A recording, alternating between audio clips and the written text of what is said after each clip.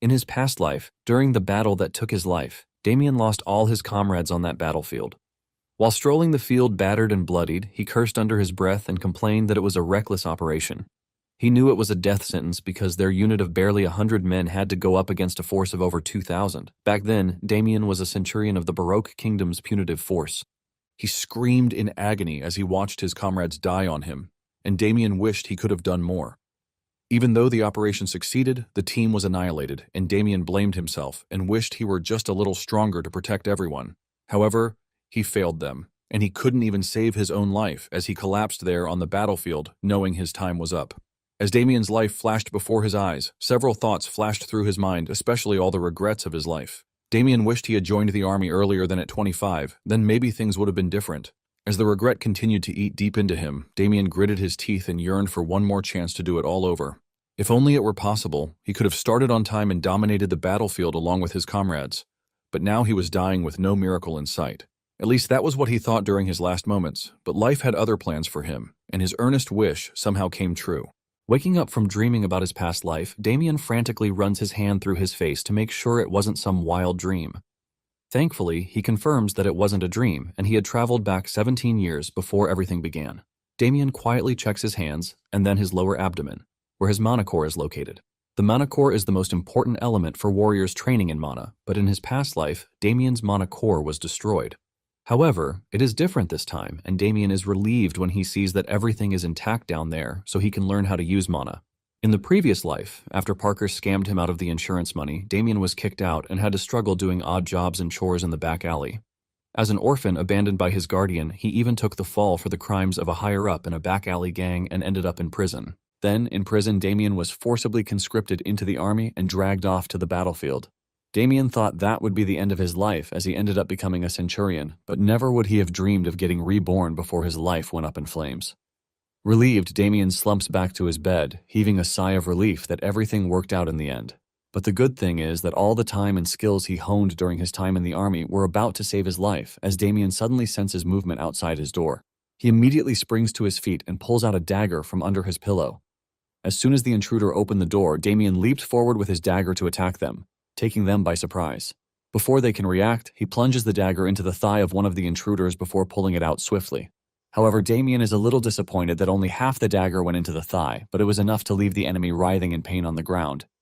Meanwhile, the second intruder throws curses at Damen and charges forward to attack him, but Damen effortlessly dodges the strike. The guy tries to attack again, but Damen suddenly takes a step forward and stabs the assassin in his upper thigh. Damen then swiftly pulls out the dagger and with a terrifying killing intent, stares down at the intruders, asking who sent them. As the intruders are writhing in pain, Damen grabs one of them, demanding to know whether his Uncle Parker sent them. But when the dude refuses to respond, Damen stabs him in the thigh again, furiously asking the same questions. Before he can get a response, another dude, who looks like their boss, waltzes into the room and remarks how terrifying Damen looks. Damen immediately recognizes the blonde as a scumbag from his previous life named Mukman. When Damen calls his name, Mukman is surprised and wonders whether he has already introduced himself. Seeing Mukman involved in this operation, a sudden realization hits Damen as he instantly slays the assassin he was questioning earlier. He then grins as he figures that everything that happened to him in his past life must have been directed by his uncle through Mukman. Back then, after Damen was thrown out, he quickly ran to the back alleys for shelter, but Damen found it quite strange that he was suddenly grabbed by some thugs. Thinking back now, it made sense that everything was orchestrated by Parker just to seize Damien's inheritance. Enraged by this realization, Damen murks the second assassin and with a bloodshot expression declares that Parker really sold him out. Despite the terrifying look on Damien's face, Mukman remains unfazed and immediately charges forward to finish him. However, Damen dodges the attack, leaving Mukman stunned and Damen amused as he wonders whether Mukman was always such weak trash. Refusing to lose to a kid, Mukman continues to attack, but Damen swiftly dodges every single one of them. What Mukman doesn't know is that Damen has a special ability he acquired after getting beaten thousands of times and surviving life-threatening moments hundreds of times. Thanks to all these, Damen somehow developed the ability to see his opponent's movements. The moment the opponent tries to attack him, Damen can tell from their gaze, the direction they step on, the degree their waist twists, and the movement of their shoulders, all of which clearly show him where they're going to attack. As Mukman charges towards him again, Damien's ability has already mapped out that Mukman was going to stab him in the head. Thanks to this, Damen swiftly dodges the attack, leaving Mukman surprised and infuriated at the same time. Refusing to be bested by a brat, Mukman erratically attacks, but his movements are too obvious as Damen dodges them effortlessly. Before Mukman can react again, Damen strikes his wrist, causing him to drop his blade. Mukman tries to reach for his blade while Damen pulls out his dagger from Mukman's wrist. Mukman curses Damen under his breath, but before he can pick up the sword, Damen somehow stabs him in the abdomen without any warning. Shocked and confused, Mukman drops to the ground as he tries to make sense of the whole situation. However, no matter how he looks at it, he's unable to understand how a mere brat defeated him just like that. Without hesitation, Damen pulls out the dagger, leaving Mukman almost in tears as he wonders how a 13-year-old dodged his ultimate moves and even stabbed him so easily. Sensing the curiosity in Mukman's expression, Damen decides to put him out of his misery and explain how he was defeated. Damen proudly revealed that he could see exactly where Mukman was going to attack, so he could predict the next movement the moment Mukman raised his arm.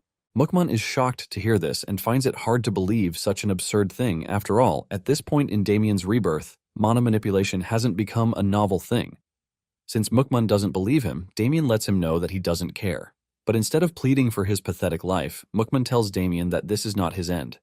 He grits his teeth, threatening that his guys will come for revenge when the rumors of his capture spread. However, Damen reminds him that he's about to die here, so no one will spread any rumors. With a blade to Mukman's throat, Damen warns him to be smart and reveal whether Parker contracted them to take him out. But Mukman remains quiet, refusing to talk, so Damen threatens to cripple him and make him live the rest of his life limping. Seeing the terrifying expression on Damen's face, Mukman can't help but wonder how a 13-year-old could look so empty and cold-blooded. Terrified, Mukman quickly reveals that Parker contracted them to take Damen alive. But the moment this confession leaves Mukman's mouth, Damen's blade swiftly ends him, leaving Mukman in shock as his life flashes before his eyes. After eliminating the last intruder, Damen decides to clean house before embarking on his quest to conquer the world. One of the few lessons he carried over from his previous life was the importance of avoiding unnecessary enemies. However, if circumstances forced him to make one, he believed in crushing them completely before they had the chance to return and become a threat in the future. Elsewhere, Parker and another lackey named Montal are anxiously checking the time while waiting for Mukman to bring Damen. Parker feels uneasy, but Montal reassures him that the job will be done and Damen will be brought over. He then mentions that Parker must have been very angry to contract him just to capture a little brat. Recalling how he was humiliated, Parker responded by slamming his fist on the table while nursing his ripe cheek fillers from Damen's punch. Thinking about how he was shamed by a kid, Parker buries his head while Montal consoles him, telling him to wait a bit longer. He also warns Parker not to withhold his payment just because the package is arriving late. Just then, they sense someone at the door, and Montal heads over to check, thinking it must be their guys arriving with Damen in a body bag. Parker is excited as he thinks about tearing Damen apart and keeping him barely alive because of the insurance contract. He then angrily vows that he'll completely erase Damen once the insurance contract is resolved. Meanwhile, Montal slightly opens the door while trying to scold his guys for being late, but the next moment, a dagger flies through the crack, almost stabbing him. Montal manages to evade the attack, quickly concluding that the assassins must have failed. Behind him, Parker is spooked, visibly unsettled by the sudden turn of events, and at that moment, Damen strolls into the room like a confident predator, while Montal demands to know if he's Damen. Damen confidently answers that he is and immediately brands Montal a lackey. Montal is momentarily confused by the sudden nickname until Damen explains that he is merely Parker's errand boy, obediently carrying out whatever orders he is given. The explanation only makes Montal laugh, after which he calls out to Parker and demands triple the commission they originally agreed upon. Parker is stunned by the sudden demand, but Montal quickly explains that his team has suffered heavy losses, making the job far more costly than expected. He then points to the blood staining the tip of Damen's spear and notes that an unexpected variable has entered the equation. After all, it is no ordinary feat for a team of 3 to be wiped out so easily by one brat. Despite Montal's explanation, Parker tries to protest the sudden increase in payment, so Montal sheaths his sword, instantly quitting the job, but Parker stops him. After observing Damen and seeing how absolutely terrifying he looks, Parker hurriedly agrees to pay 3 times as much. Left alone with a monster like Damen, Parker fears he might not make it out alive. Montal, on the other hand, is excited after a successful negotiation, so he prepares to deliver Damen as promised. He first tells Damen that he doesn't care about his dead teammates since it was just a business deal between them, so he has no feelings about their deaths. However, Damen sternly lets Montal know that it's not just another payday for him. What they don't know is that for Damen, this is revenge for all the suffering he endured at their hands in the back alley after being thrown out by his uncle. Because of their collusion, Damen spent half his previous life rotting in the back alleys like unwanted trash.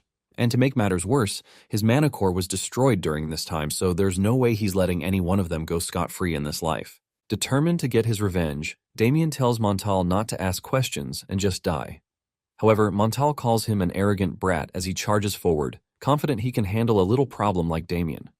But before he can even land the strike, Damen almost punctures the dude's generation, but Montal dodges the attack because he already realized that Damen was aiming for his legs. Damen is also impressed with Montal's skills and notes that the dude isn't some ordinary trash like the other intruders from earlier. Nevertheless, the duo continues to fight, but at some point Montal plans to sneak an attack on Damen. He pretends to punch Damen in the face, but the moment Damen raises his arms to guard his face is the moment Montal plans to stab him in the thigh. Thinking his plan is a sure thing, Montal is already mentally celebrating, but just as Damen dodges the punch, Montal tries to stab him in the thigh as planned. Unexpectedly, Damen swiftly dodges both attacks, leaving Montal stunned that his plan had been uncovered. Before Montal can react, Damen strikes him several times using the stick end of his spear, before confidently revealing that he knew Montal's plan all along. At this point, Montal is infuriated as he angrily hurls curses at Damen. He's just about to vow to kill him when a sudden slash in the throat cuts his villain declaration mid-sentence. As his life flashes before his eyes, Montal clenches his throat, gasping for breath. Unfortunately, it's too late as he slumps to the ground dead. Looking at the dead dude, Damen notes that he's stronger than a thug like Mukman, but at the end of the day, he's still just back-alley trash. Now that he was done taking out the trash, Damen immediately turned to look at his uncle like a predator. Panicking, Parker hurriedly falls to his knees, trembling and stammering for words to beg Damen. Ignoring his pleas, Damen quietly walks up to finish him while Parker continues to beg for his pathetic life. But sparing his life is not something that Damen set out to do as Parker's screams echo through the night. A few days after settling scores with his enemies, Damen decides to handle the insurance payout. The insurance agent informs him that he'll be receiving a total of 6 platinum and 650 gold. Basically, 1 platinum is supposed to equal 1,000 gold, and the monthly living expenses for a family of 4 are roughly 2 to 3 gold. Therefore, what Damen got from the payout could probably help him live comfortably throughout his lifetime. After settling the accounts, the insurance dude, who is now terrified of Damen, thanks Damen for trusting him. Just as Damen is about to leave, the man hesitantly calls out to him and asks where he is headed.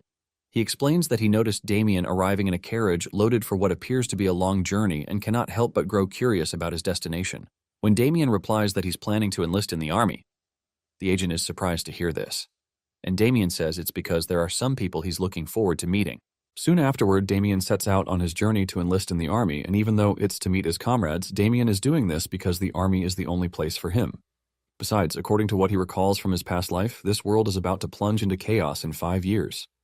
By then, most young men will have no choice but to be forcefully conscripted into the military because an era of war is approaching, and no one will be able to escape it. Now that he has been given a second chance and his mana hole is intact, Damen is excited to be volunteering while he's still young, instead of enlisting late like in his previous life. He plans to first head to the capital and train there for a week using the Delft mana cultivation method before applying to the 3rd training camp.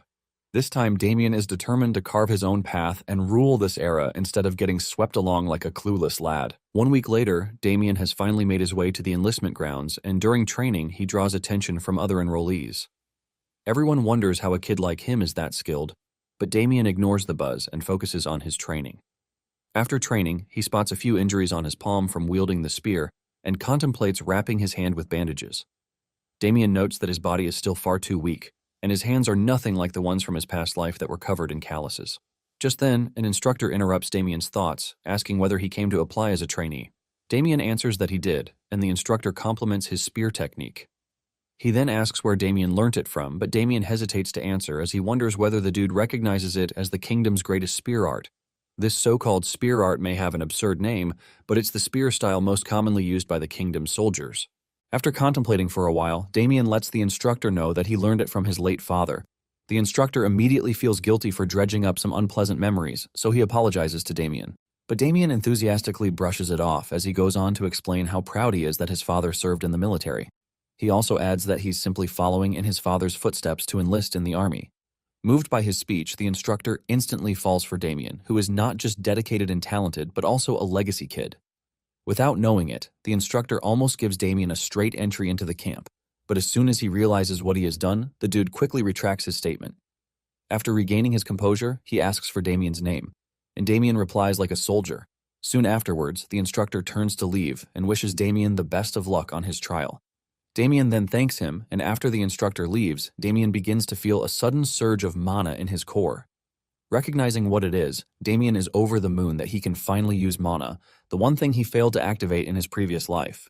The mana cultivation method Damen was using is called the Delft Mana Cultivation Method, and it was developed 15 years in the future by a genius of the Delft family. Though this method is strict and demanding, it was famous for being the most efficient mana cultivation method.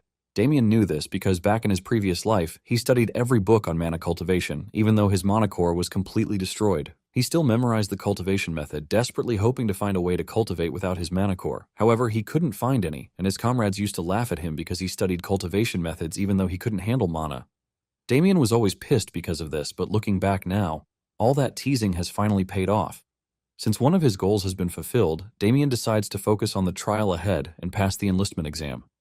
He then scans around for a familiar face from his previous life, who was also from the 3rd training camp.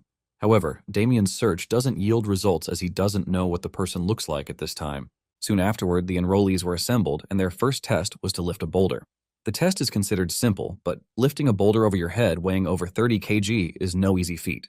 However, it was the perfect test for weeding out overambitious rookies, and Damen is not one of them as he breezes through the first test with a little sweat.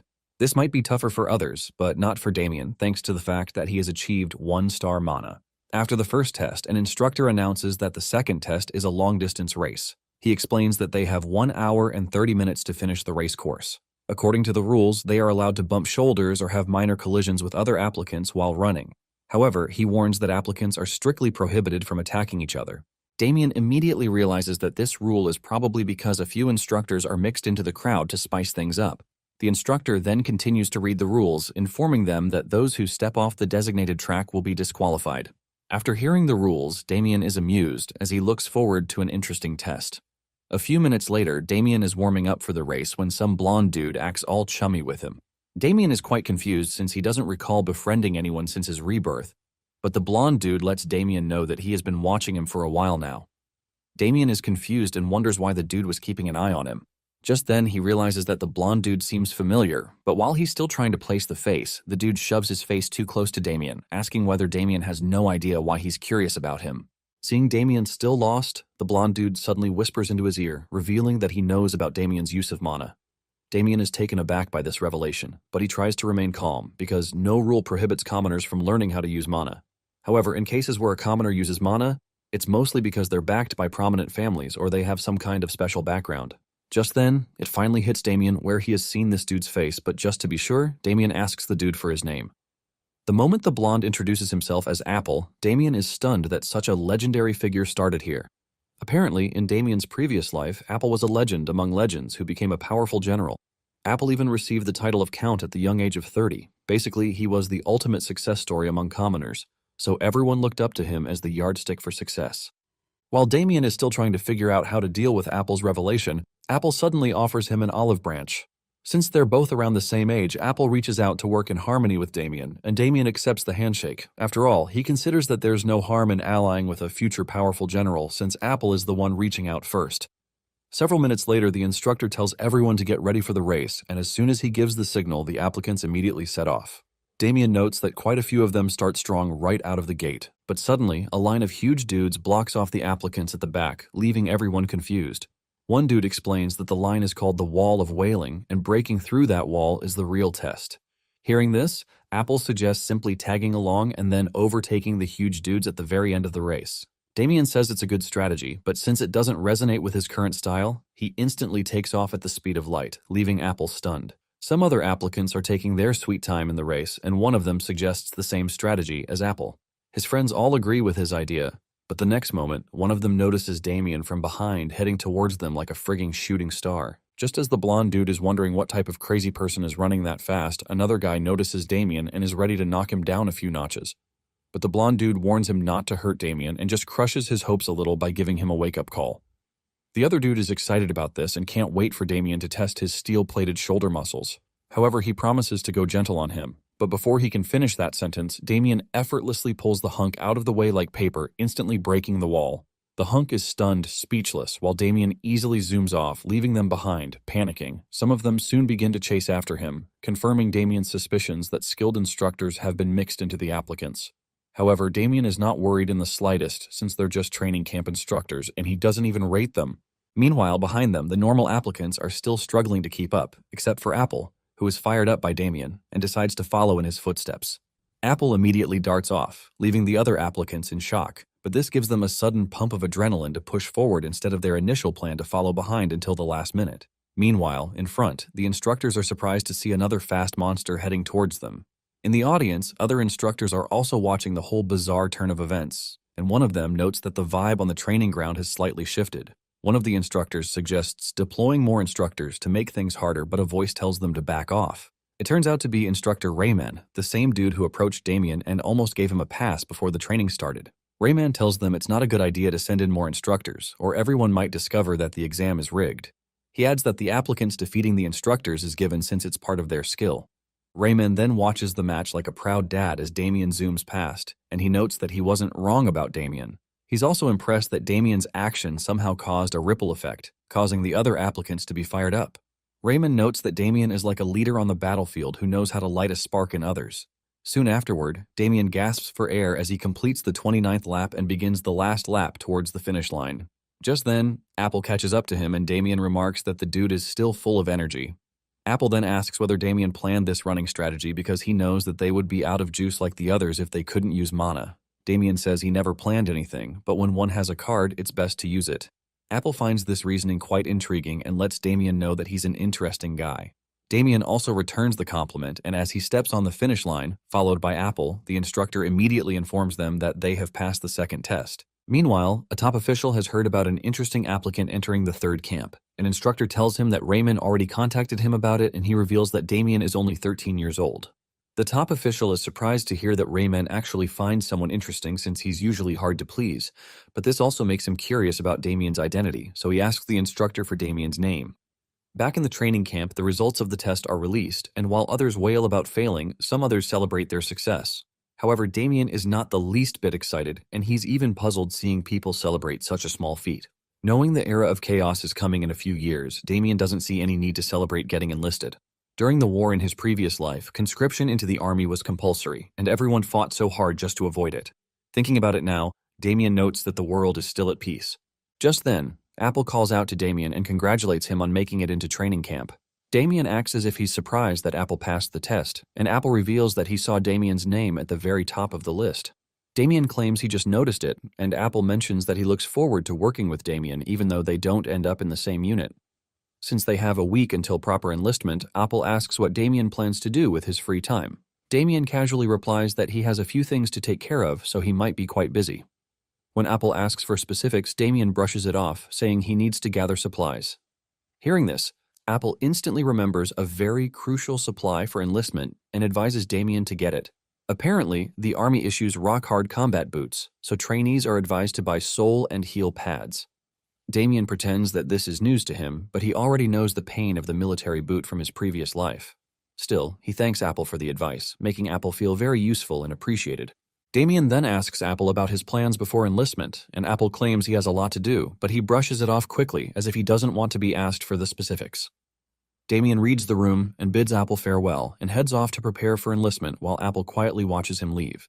A few minutes later, an old dude named Alan arrives, asking Apple about Damien's identity. As Apple considers how to respond, he recalls his conversation with Damen during the match when Apple asked why Damen wanted to enlist.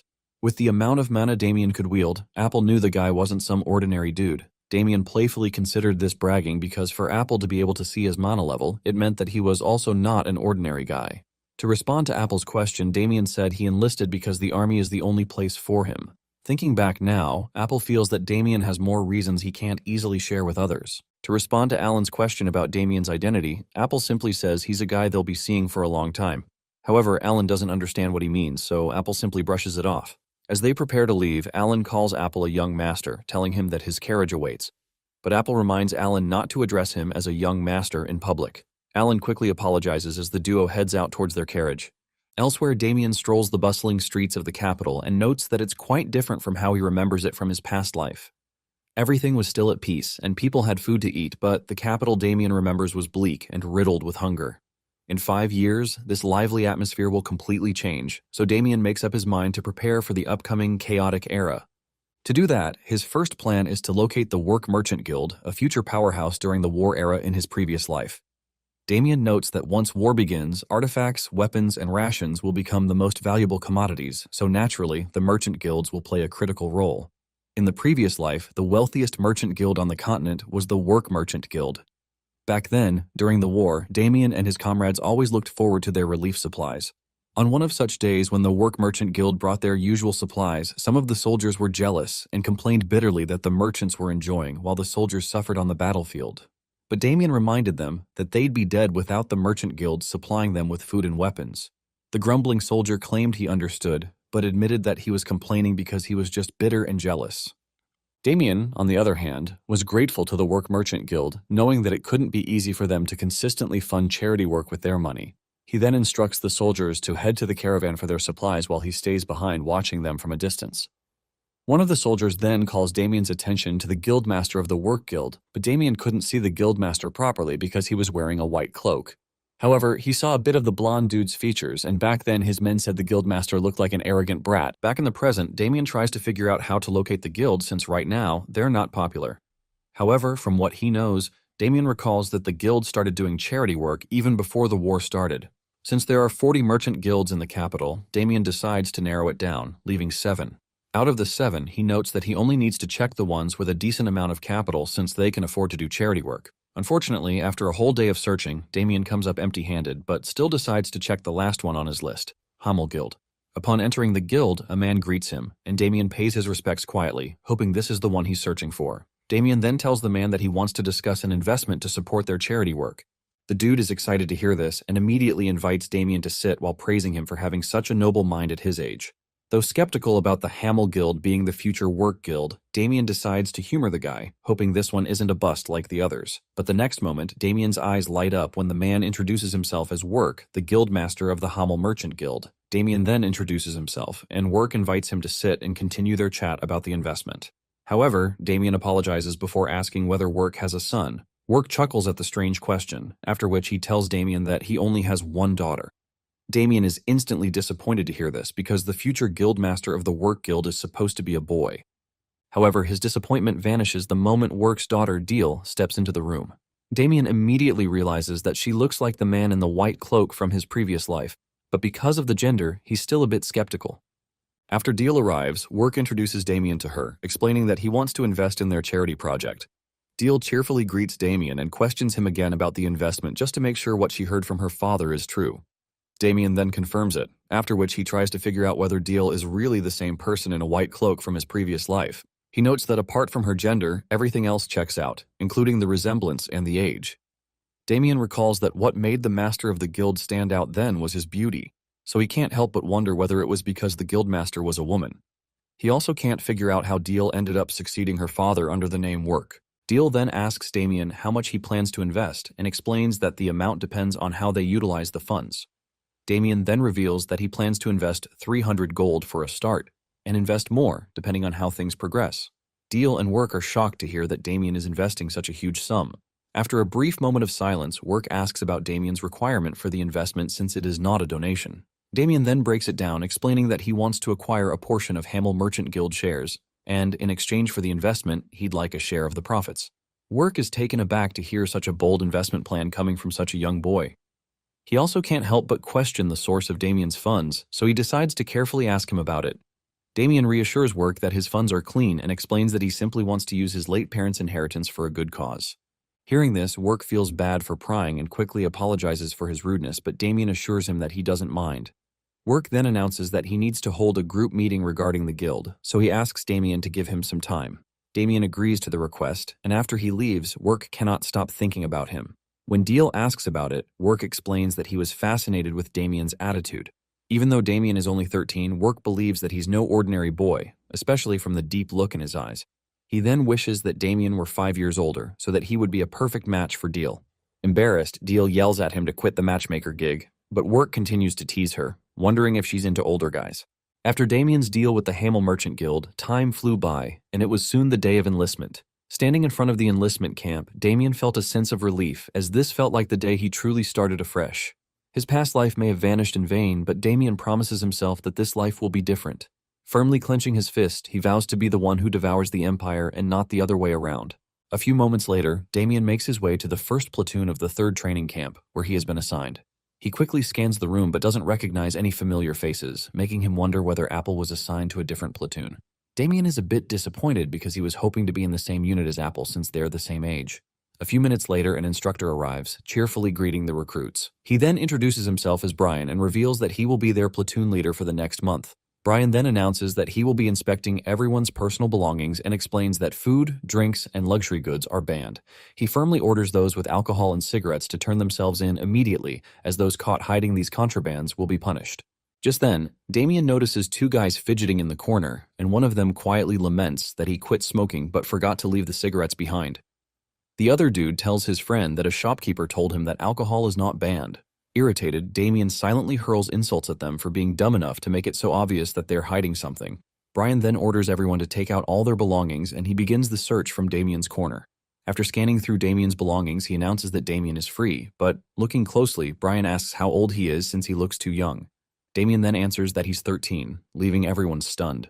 Some muscle-headed dude named Kyle immediately jumps on the opportunity to mock Damen for joining the army. His friend also remarks that Damen is just looking for a free lunch for life. Damen soon overhears and glares at them for talking trash to his face, but when Kyle sees him glaring, he tries to start trouble. However, Damen brushes him off since there's no need to stoop to his level. Still, he decides to remember Kyle's face and glares at him again, but this time with an overwhelming killing intent. At that moment, Damen makes up his mind to beat the dude into submission someday and make sure to let him know that a kid did it. As the atmosphere becomes extremely tense, some bald cannon fodder shudders, suddenly getting goosebumps. Just then, Brian tells him to take out his belongings, and the bald dude brings out a few rags, claiming it's everything he brought with him. But the next moment, Brian whispers into his ear, sternly asking whether he needs to be searched. Terrified, the bald dude hurriedly scrambles to bring out all the contraband he thought he had hidden so cleverly. Brian then repeats his warning, telling them that those who are caught hiding contraband will be punished by running through the training yard all night. Hearing this, the recruits begin to tremble, and as Brian yells for them to take out whatever they were hiding, a dozen of them scramble to comply, except for Damen, the model recruit of the century. Once the inspection is over, Brian announces that it is time to select a cadet platoon leader to represent him whenever he's not present. He then pulls out a list to choose the soldier who entered the camp with excellent scores. After scanning through the list, Brian calls out Damien's name and asks the recruits who Damen is. At first, no one responds, so Brian figures it might be Kyle since he looks more capable than the others. However, he notes that Kyle's character is trash, and a cadet platoon leader needs character as much as skill. Nevertheless, Brian walks up to him, asking if he's Damen, but before Kyle can respond, Damen answers behind them. Brian is a bit surprised that the best recruit is not the musclehead, so he turns around, curious to see who. But when he realizes who Damen is, Brian is absolutely shocked, so he quickly checks the list to make sure he didn't mispronounce the name. As he scans the list, Brian asks Damen about his age, and Damen confirms that he's 13 years old. Before Brian can make sense of how a 13-year-old scored higher than everyone, Kyle chimes in with his unsolicited comment, looking down on Damen. As if irritated by trash, Kyle remarks that a brat like Damen cannot be their cadet platoon leader. He also mentions that the military is not a place for playdates, but Brian immediately shuts him up. However, Kyle refuses to back down or respect authority as he walks closer to them, explaining that for a cadet platoon leader, image is important since they represent the platoon leader. He then points to Damien's face, saying that the platoon's discipline will crumble if a brat like him becomes the cadet platoon leader. All the while the argument was going on, Damen stayed out of it because he didn't care for the post as he considered it a hassle. But this muscle-headed avatar just had to talk trash about him, awakening Damien's competitiveness. Grinning wickedly, Damen immediately makes up his mind to teach the dude a lesson. Damen then mocks the dude, confidently saying he would do a better job compared to a moron like Kyle, whose brain is filled with nothing but air and muscles. Kyle is infuriated by this savage roast, which almost causes him emotional damage. To make matters worse, for Kyle, Brian cuts him off like garbage and grabs his shoulder, sternly warning him never to call his fellow members insulting names. Loudmouthed Kyle, who couldn't shut up a few seconds ago, trembles like a wet puppy under Brian's terrifying gaze as Brian gives him a stern warning. After the warning, Kyle confirms that he understood, but Brian turns to face Damen, telling him that Kyle's words do carry some weight. Brian then explains that a cadet platoon leader needs to also look the part, befitting the authority given to them. Kyle then raises his hand to make a suggestion, but he's about to call Damen a brat when he remembers Brian's warning and immediately changes his tone. He then proposes a sparring match between himself and Damen and suggests that the winner becomes the cadet platoon leader, as this would prove both leadership and skills. Brian then asks whether Damen is good with this arrangement, and Damen accepts without hesitation. Since the situation has gotten to this, he plans to put these pompous airheads in their place to straighten the discipline of the whole platoon.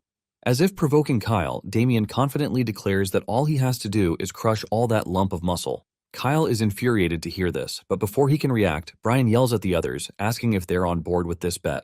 The trainees all chime in that they agree with it, so Brian orders everyone to follow him to the sparring arena. The trainees file out behind Brian, and as soon as they arrive, Brian announces that they will begin the match immediately to determine the king of their little jungle. As they prepare to begin, Brian tells Kyle and Damen that the only rule of the match is to stop sparring once the other opponent surrenders. He then asks if they're ready, and once the duo confirms that they're prepared to start, Brian gives them the signal to begin. Instead of starting, Kyle first stretches his muscles while mouthing off about feeling bad for bullying a young lad. Damen simply chuckles as he tells Kyle to stop acting like a drama queen and just come at him like a good old big lump. Enraged by the roasting, Kyle charges towards Damen, still mouthing off, but Damen remains in the same spot with his hand folded behind his back as if watching the lump of muscle approach in slow motion. Nevertheless, Damen admits that Kyle's speed is much better than he thought, and it is at least at a decent level compared to the soldiers in his previous life. Unfortunately, this is not enough to go up against someone like Damen, who is faster than DC's Flash. Unfazed by the attack, Damen effortlessly dodges Kyle's fist, noting that a bag of muscle is no match for him. Kyle is completely shocked that the so-called brat he was supposed to put in his place dodged a punch as if he anticipated it all along. However, he refuses to let this stop him as he prepares to throw another while sarcastically praising Damen for learning a petty, cheap trick. As he closes in on Damen again, Kyle confidently declares that Damen will not be able to dodge the next one. However, Damen also dodges this one, infuriating Kyle, so since his fists seem to be faulty, Kyle decides to try to slam Damen into the ground. He immediately rushes forward, but before Kyle can grab him, Damen vanishes into thin air. Kyle is completely shocked as he wonders what type of circus trick this is, but the next moment, Damen responds behind him. Unfortunately, before he can react, Damen punches him from behind, shattering a few ribs. Kyle writhes in pain, and Damen notes that this punch is hard for anyone to endure since it was a direct hit infused with mana.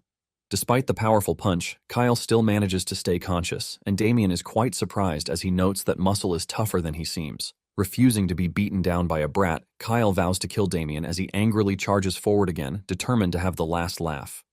Unfortunately, this dude messed with the wrong guy, so Damen decides to quickly end his misery with yet another mana-infused punch to the abdomen.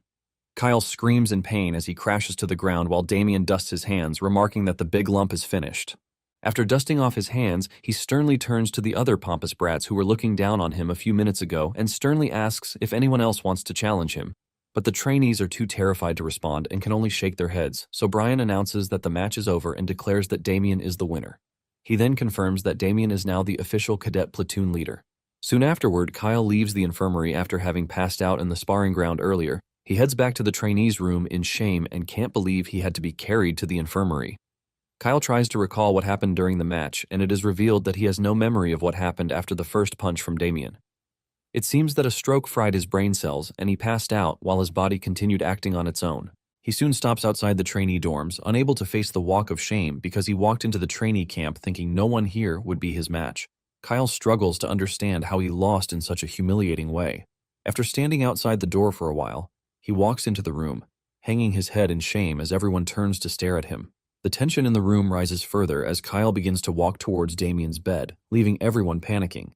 They whisper among themselves, wondering how to stop him before he ends up in the infirmary a second time. But the moment the usually rude Kyle calmly calls Damien's name, it becomes clear that he didn't come to cause trouble this time. He then falls to his knees and bows in defeat, accepting his large L like a true king. Kyle even goes as far as offering to serve Damen as his leader, leaving even Damen in utter shock. Confused, Damen wonders what happened to the proud lump of muscle from before and even considers that he may have fried Kyle's brain without realizing it. But Kyle explains that his brain cells are fine, and it is only natural to pay respects to the strongest warrior. He then says that Damen is not just the youngest person he has ever fought, but the strongest one. Damen is surprised when Kyle begs to serve him as his leader, and Damen is impressed that Kyle has manners and isn't some thug, as he thought. Damen then gestures for him to rise, telling him that there's no need for using titles like leader. He tells Kyle to call him by his name and reaches out to him, offering him friendship. Kyle happily accepts Damien's hand as he looks forward to their time together. A week after their enlistment into the army, time flew by quickly, and Brian continued to grill Damien's platoon hard. The high-intensity training made it feel like time in the camp was passing quickly, but it was not. After another intense training, Brian orders the trainees to return to their dorms except for Damen, whom he tells to follow him. Damen quietly follows him while wondering where they were going and what Brian was planning. A few minutes later, they arrive at the administrative office, and Damen wonders whether there's some important announcement. Upon entering, he finds the room filled with other cadet platoon leaders, so he immediately relaxes and decides to wait patiently for the announcement. Damen is just minding his business when some random dude starts teasing him for being so young. Damen quietly observes the guy and notes that he looks so much like a praying mantis because of his skinny body. Damen then compares him to Kyle and imagines that it would be a hilarious sight if the two of them stood next to each other because of their completely different body types. The dude catches Damen staring and angrily demands to know why, and without hesitation, Damen reveals that he was just wondering how far the dude's eyes can stretch. The dude is emotionally damaged by Damien's roast, but before he can make a comeback, an instructor takes the stage, telling the crowd to shut their trap. Still annoyed, the praying mantis angrily whispers behind Damen, promising to deal with him later. Meanwhile, the instructor then reveals that the reason he called all the platoon leader cadets is because of the upcoming interplatoon group battle. Apparently, the competition is taking place in a week, and it will be used as a very important midterm evaluation for the platoons. The instructor then tells them that all platoon leader cadets must lead their units to properly prepare for the evaluation. After the announcement, he dismisses them and orders them to return to their dorms. On his way out, Damen runs into the mantis dude waiting for him at the door of the office. The dude then raises a fist to teach Damen a lesson for crossing him instead of just taking all the insults directed at him from a so-called superior being. However, before the mantis dude can do anything, another cadet leader stops and scolds the dude for being disrespectful to a fellow cadet's platoon leader. He advises the mantis dude to head back to his platoon instead of causing trouble, but the mantis dude tells him to back off and mind his own business. However, the other dude refuses to leave and reminds mantis dude that who wins and who loses is still up in the air. He then tells Damen to leave with him and ignore the idiot, and Damen agrees, but before leaving, he asks Mantis Dude for his platoon number. Mantis Dude then proudly reveals that he's from the 4th platoon, but just as he's about to mention his name, Damen cuts him like trash and promises to deal with the idiot at the upcoming group battle. On his way back, the nicer dude calls Damen by his name. Leaving Damen wondering how the guy knows his name, the dude happily reveals that he heard all about Damien's talent in the exam from Apple, a member of his platoon. The nice dude then introduces himself as Gerard, the cadet platoon leader of the 3rd platoon, and mentions that he will be looking forward to Damien's skill at the group battle, and Damen welcomes the challenge. A few moments later, Damen arrives at his platoon and calls everyone's attention to pass on the announcement. Once he gets their attention, Damen lets them know about the upcoming interplatoon battle happening in a week. He then declares that their platoon, the 1st platoon, must take first place no matter what. After the declaration, Damen informs them to remember that among the other platoons, they must absolutely crush the 4th platoon, especially the cadet platoon leader, Praying Mantis Dude. With the training session entering the 2nd week, the whole atmosphere around the training ground shifted accordingly. The instructor calls the team together to give them a heads up about the competition. He tells them that from that week forward, they are going to learn formations that are crucial for the competition. And even though it is a team effort, he lets them know that soldiers who perform well individually will receive extra points, so they are all expected to give it their all. The team roars in reaction to what he said, and Damen can clearly see that throwing in extra points was really a good motivator, since everybody wants to get a good score so that they can get easy access to their preferred branch. The instructor informs the trainees that they are going to be learning a particular military formation called the wedge formation, which is an offensive formation designed to break through enemy lines. Basically, the formation is designed like a giant arrow that packs a highly destructive power, but it has a peculiar flaw. If the vanguard collapses, the rear also collapses with it, but if the spearhead is strong, it can unleash an explosive amount of power. For Damien's squad, they are lucky to have Kyle, who is the perfect man for the tip. The instructor tells the platoon to divide itself into 2 groups as they prepare to practice the formation. Damen takes charge of one group while he tells Kyle to take charge of the other. Kyle giggles at Damen, telling him that he has no intention of losing. Once Damien's squad is gathered, he tells them that he has some tips for them concerning the formation, and one of them asks him in surprise if he has done something like this before. Damen uses his regular lie by telling them that his late father, who was a soldier, taught him. Damen then proceeds to hand out the instructions, and his troop admits that it is a really good one, so they are going to give it their all. In preparation, Damen tells the strongest guys in the group to line up behind him while the shorter ones raise their shields to stay on the outer flanks. He tells them that they have to make sure they are holding their shields above their heads. Damen observes the opposition, and he realizes that Kyle's team is heavily focused on defense, but he is not moved by this because he plans to smash right through them. Damen roars at the top of his voice, telling his team that they are going to finish the match in one shot, and just then, the instructor declares the match open. Damien's men immediately move forward, and Damen is surprised to see that his team is actually doing well even though it is their first time. Damen continues urging them forward, and as they are about to reach Kyle's team, Damen aims to use mana, which he has not used previously. Just as their shields clash, Damen reinforces himself with mana and he exerts himself on his opponent while telling his guys to also push harder with him to target the gaps just as they planned. Damen already has a plan in mind, and this is to target the opposition's gaps to cause them to panic. Just as predicted, Damien's team starts to exploit the gaps, and chaos ensues in the opposition's team as they ask themselves questions about who is supposed to block the gaps that have just been invaded. Damen and his men soon find the opening they are looking for, and using their spears, they trip the opposition's bodies, causing them to crash to the ground. Kyle is still yelling at them to get up when Damen closes down on him, forcing the two of them to lock shields. Kyle tries to put up a fight against Damen, but Damen, being Damen, knocks him to the ground. Damen uses this opportunity to give Kyle a lecture, telling him that his strength is incredible and he just has to find a way to use it smartly. Meanwhile, the instructor is watching everything unfold, and he is left speechless at how impressive Damen is. Even though he has a frail body, he looks completely different with the way he moves, and this makes it hard for Kyle to even believe that he is a recruit just like him and the others. With Damen taking the leader of the opposition out, the instructor stops the match, signaling that the victory goes to Damien's team. Damen helps Kyle to get on his feet, but Kyle promises to get him next time. Instead of wallowing in their defeat, Kyle and his squad start asking Damen to reveal his tactics, and they are also curious to know if it is something that they can employ during the competition. Later on, Damen notices that the platoon members are now staying back after the general training during the day to even train themselves more. Damen smiles because he knows that if it continues this way, they might not even have to worry about the competition. Damen is watching his platoon members train when the brats from the 4th platoon show up again to run their mouths. They insult Damen and his squad, specifically saying his squad members are trash, which is why they are following a failure like Damen. Kyle and the others hear this, but don't want to believe that they are talking about Damen. The 4th platoon squad leader makes sure to repeat himself to let them know that he is calling Damen a brat. He even adds that they are failures, which is why they are following a brat like Damen.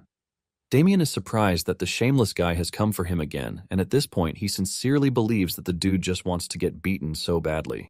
However, Damen has no intention of falling for a provocation from someone like him. He plans to shut them up during the squad competition by completely crushing them. Damen is about to tell his platoon members to return to the barracks when Kyle and the others raise their voices to tell Platoon 4 that they are dead meat when they finally meet at the competition. The squad is all pissed about the insults from the 4th platoon, and they are eager to show them how to behave when they finally meet at the competition. Without even saying anything, Damen is surprised that the entirety of the team is eager to go up against the 4th platoon, and he considers this the best motivation they could have gotten. Later on, Rayman, the camp chief instructor, meets with the company commander of the camp, Barus, to let him know that they have promising talents amongst the current set of trainees. He tells him that Damen and Apple are the most outstanding ones they have in the camp. Barus asks him what is so special about the two, and Rayman mentions that, with what he's seen, it appears that Damen and Apple can manipulate mana.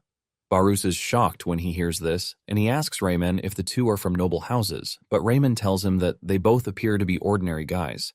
Barus is left wondering how the two got to learn mana, since it is considered too expensive to learn for commoners, which is why it is reserved for nobles. He looks at the paperwork in front of him and learns that Damen enlisted after he lost his parents, and Apple, on the other hand, also doesn't have anything extraordinary going for him. Barus then remembers that he was informed of a disturbance among the units earlier on, and he asks Rayman about this.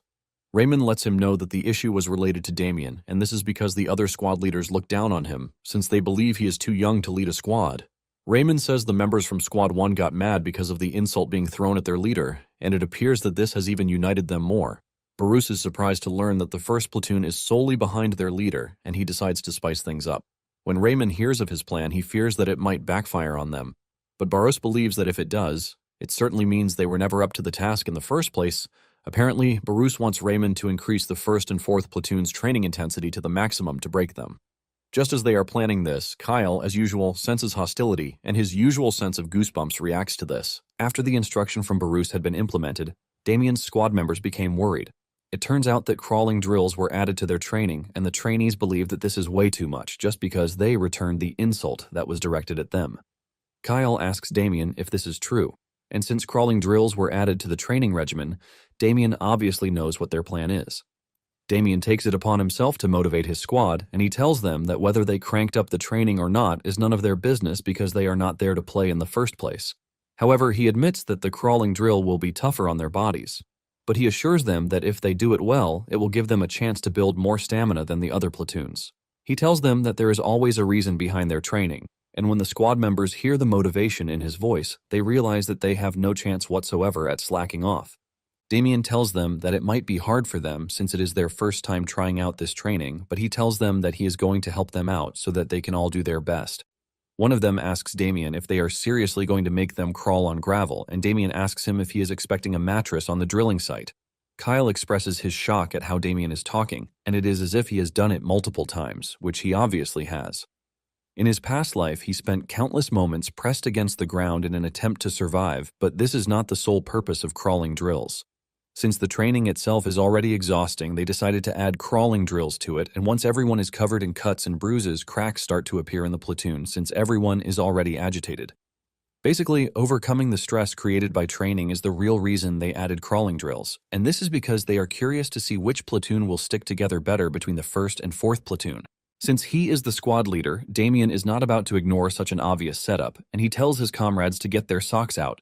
The team members are surprised, and they ask him why they need socks. Damen tells them that he is about to show them how the socks can become lifesavers during crawling drills. The next day, the 1st platoon reports to the crawling drills section, where they meet the instructor in charge, Nilsson. He tells his assistant to get down to show them how it is done. He explains that low crawling is a posture where a soldier lies flat on the ground with their spear held straight. They are expected to move quickly using the opposite hand and knee. He points to the obstacle in front, telling them that from that moment forward, they are going to use low crawling to get through the obstacle course. He asks them if they are ready, and they all roar in unison, telling him that they are ready. Nilsson is surprised to see that the group is fired up, unlike the 4th platoon. With this, Nilsson tells them to begin, and the trainees get under the barbed wire to start crawling on the rough floor. There is already a trail of blood from those who have engaged the course earlier on.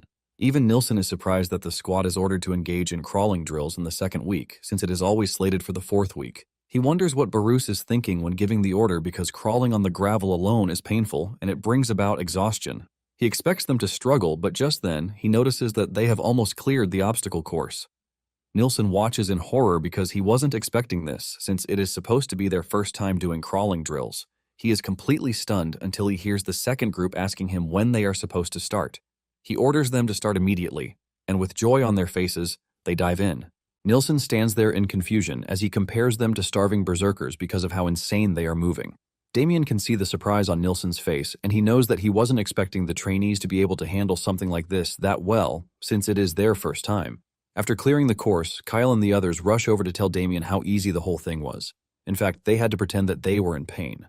They admit that the ground hurt a bit, but tying the socks around their elbow and knee basically helped a lot. The squad rallied behind Damen, calling him a genius, and since their crawling drill is over, they are expected to return to the barracks. Kyle then asks Damen where he learned such tricks, and just as usual, Damen tells him that it is from his late father.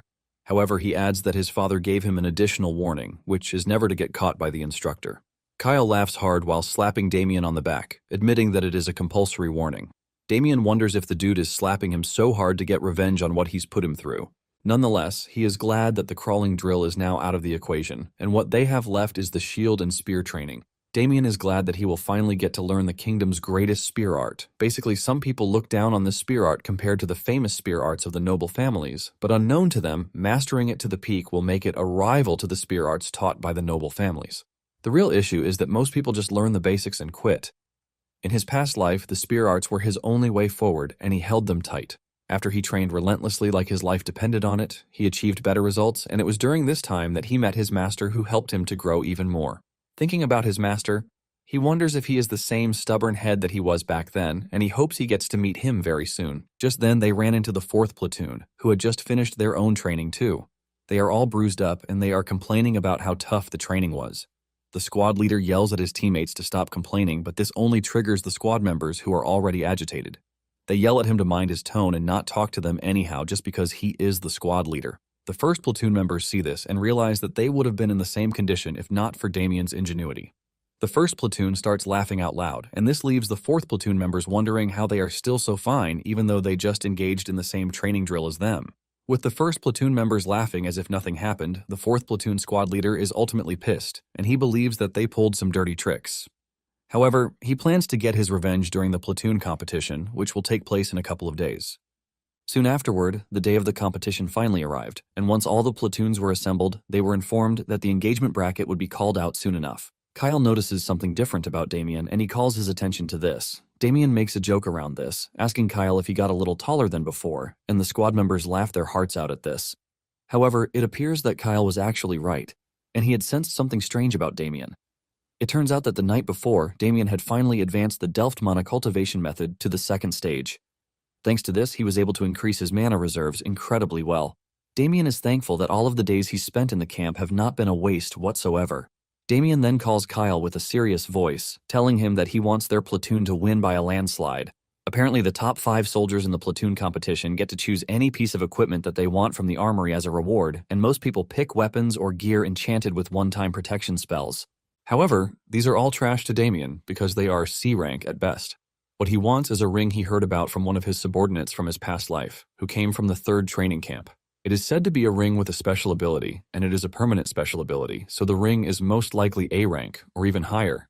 Damen figures out that to obtain this ring, he has to win the competition and even take first place. He knows that if Apple, who can use mana, gets to choose first, he might take the ring before he gets the chance to do so. Damen asks Kyle if he can do the task he gave him, and Kyle assures him that he can. Kyle then claps his hands before informing the rest of the squad of Damien's determination, and this immediately serves as a motivation for the squad to get fired up. They all agree with Kyle that it is only right that they take first place. Damen heaves a sigh of relief because everyone is already on board. The instructors then call the first platoon forward, as they are about to call on the platoon they will be going up against. They are informed that the competition is divided into offensive and defensive formations, and once a match ends, they switch offense and defense to fight a total of 2 bouts. If the offensive formation fails to capture the enemy flag within the time limit, it is counted as an automatic loss.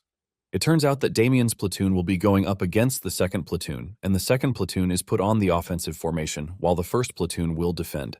Damen tells his boys that they just have to go at it the way they all planned, and he asks Kyle if he still remembers the plan. Damen had told him that the moment he gives the signal, he is to push the guys in front of him as hard as he can, and Kyle assures him that when it comes to strength, he is up to the task. The match begins and the second platoon comes rushing in, but the first platoon maintains its stand, leaving no single opening for the second platoon to exploit. The second platoon is left frustrated because they can't even get an opening whatsoever. The instructors are also surprised at the type of formation that the first platoon has decided to go with. They believe that this is a formation that won't even give them the chance to move at all. Just then, everything changes when Damen gives the signal and the first platoon starts pushing as hard as they can. The second platoon is left in complete shock that they are being pushed back. Before they know it, the second platoon is forced to defend even though they are supposed to be the ones attacking. Out of nowhere, Damen calls out Kyle's name and Kyle realizes that it is time to go all out. Kyle pushes the dude in front of him and knocks him to the ground, leaving the opposite team trembling in fear of what they just witnessed. Kyle then calls on his teammates to stand shoulder to shoulder with him as they push their way forward. The team continues pushing back the opponent, leaving the opponent's squad leader wondering how Damien's team is coordinated. The moment Damen notices an opening in the opponent's wall, he orders his team to charge in completely. Even the other platoon instructors are left completely astounded, and they ask Brian if he gave them some sort of extra training, but Brian himself lets them know that he is completely surprised. Deep down, Brian wonders how the squad that has only received basic training is able to operate at such a level. Basically, they are already on par with elite soldiers who have received advanced training, and he knows that Damen is the backbone behind their incredible performance. Damen continues calling out instructions and seeing how the platoon is reacting swiftly to them. Brian realizes the extra training they usually do whenever they get back from their usual training has paid off. Brian smiles proudly because he was initially worried about a kid taking charge of the platoon, but with everything he's seen, he realizes that it was a pretty good decision. As the match continues, Kyle finds his target, which is the flag bearer, and he immediately turns his attention to him. The flag bearer sees Kyle, and fear cripples him as he screams at his team members to do everything possible to stop Kyle from advancing. His team members immediately come together to form a wall to block Kyle's path, but they soon realize something strange. They realize that Kyle is standing still, and Kyle taunts them, telling them that they have finally fallen into his trap. They are asking what the trap is when Damen appears from behind Kyle, and he uses Kyle's shoulder as a boost to launch himself toward the opponent's flag bearer, who is hiding safely at the back. Damen hits the dude with his wooden spear and he knocks him to the ground. At the same time, the time limit is exhausted, and because the offensive side failed to capture the flag, the first platoon comes out victorious. Damen stands boldly over the opponent's flag bearer as his team celebrates their resounding victory behind him. The instructors then mention that they will be going on a short break, and after this, they're going to switch the offense and defense formation. The instructors are impressed by what they just witnessed, and most of them come to the conclusion that the first platoon is going to sweep the tournament. Just then, one of them presents an argument that the first platoon might have a hard time doing this. He points to the distance to show them another platoon that is performing incredibly well, and he tells his colleagues that with this level of skill, it appears that the first platoon will be given a run for their money. It turns out that this platoon is the third platoon, and they have completely overwhelmed their opponent to make them seem like they didn't even train whatsoever. The opposing leader tries to get his team to move, but the team members are already exhausted, and they are even pissed that their squad leader is all the way at the back, so he doesn't even know what they are going through. Standing at the back is the third platoon leader, Gerard, but he is receiving instructions from Apple, who obviously knows what he is doing. Seeing that the opposition is exhausted, Gerard believes that it is time for them to break through, but Apple says no. He tells Gerard that they just have to stand their ground and watch their opponents collapse. Gerard agrees to follow Apple's suggestion, but he wonders how a kid of Apple's age is able to fish out the opponent's weakness so easily. Even though they have been around each other for about 2 weeks, Gerard can clearly see that Apple is not the average kid, and following Apple's instruction, he tells his comrades to stand their ground. Their opponents, the fourth platoon, soon get frustrated, and they yell at the third platoon to come at them already instead of just staying still. Not long after this, Gerard notices that the fourth platoon is completely exhausted, and he orders his men to go after them. The third platoon finally charges in, knocking the fourth platoon back. As they stagger backwards, Gerard calls on Apple to do his thing, and Apple does just as Damen does. He lunges toward the enemy and delivers a powerful strike infused with mana to scatter their formation. The team scatters, leaving the opponent's squad leader completely worried because they are about to get overwhelmed, which means they are not even going to get a chance at the first platoon. The dude turns around with his side eye to see Damen staring at him, and Damen can clearly see that the match is over. Apple and his team finally overwhelm the opponent, completely crushing them, and Damen admits that Apple is no ordinary dude. He realizes that Apple is going to be a tough opponent to deal with, and with this, he figures out that the real match will be against the third platoon. Even though it is going to be a tough match, Damen is not worried, and is even looking forward to going up against Apple.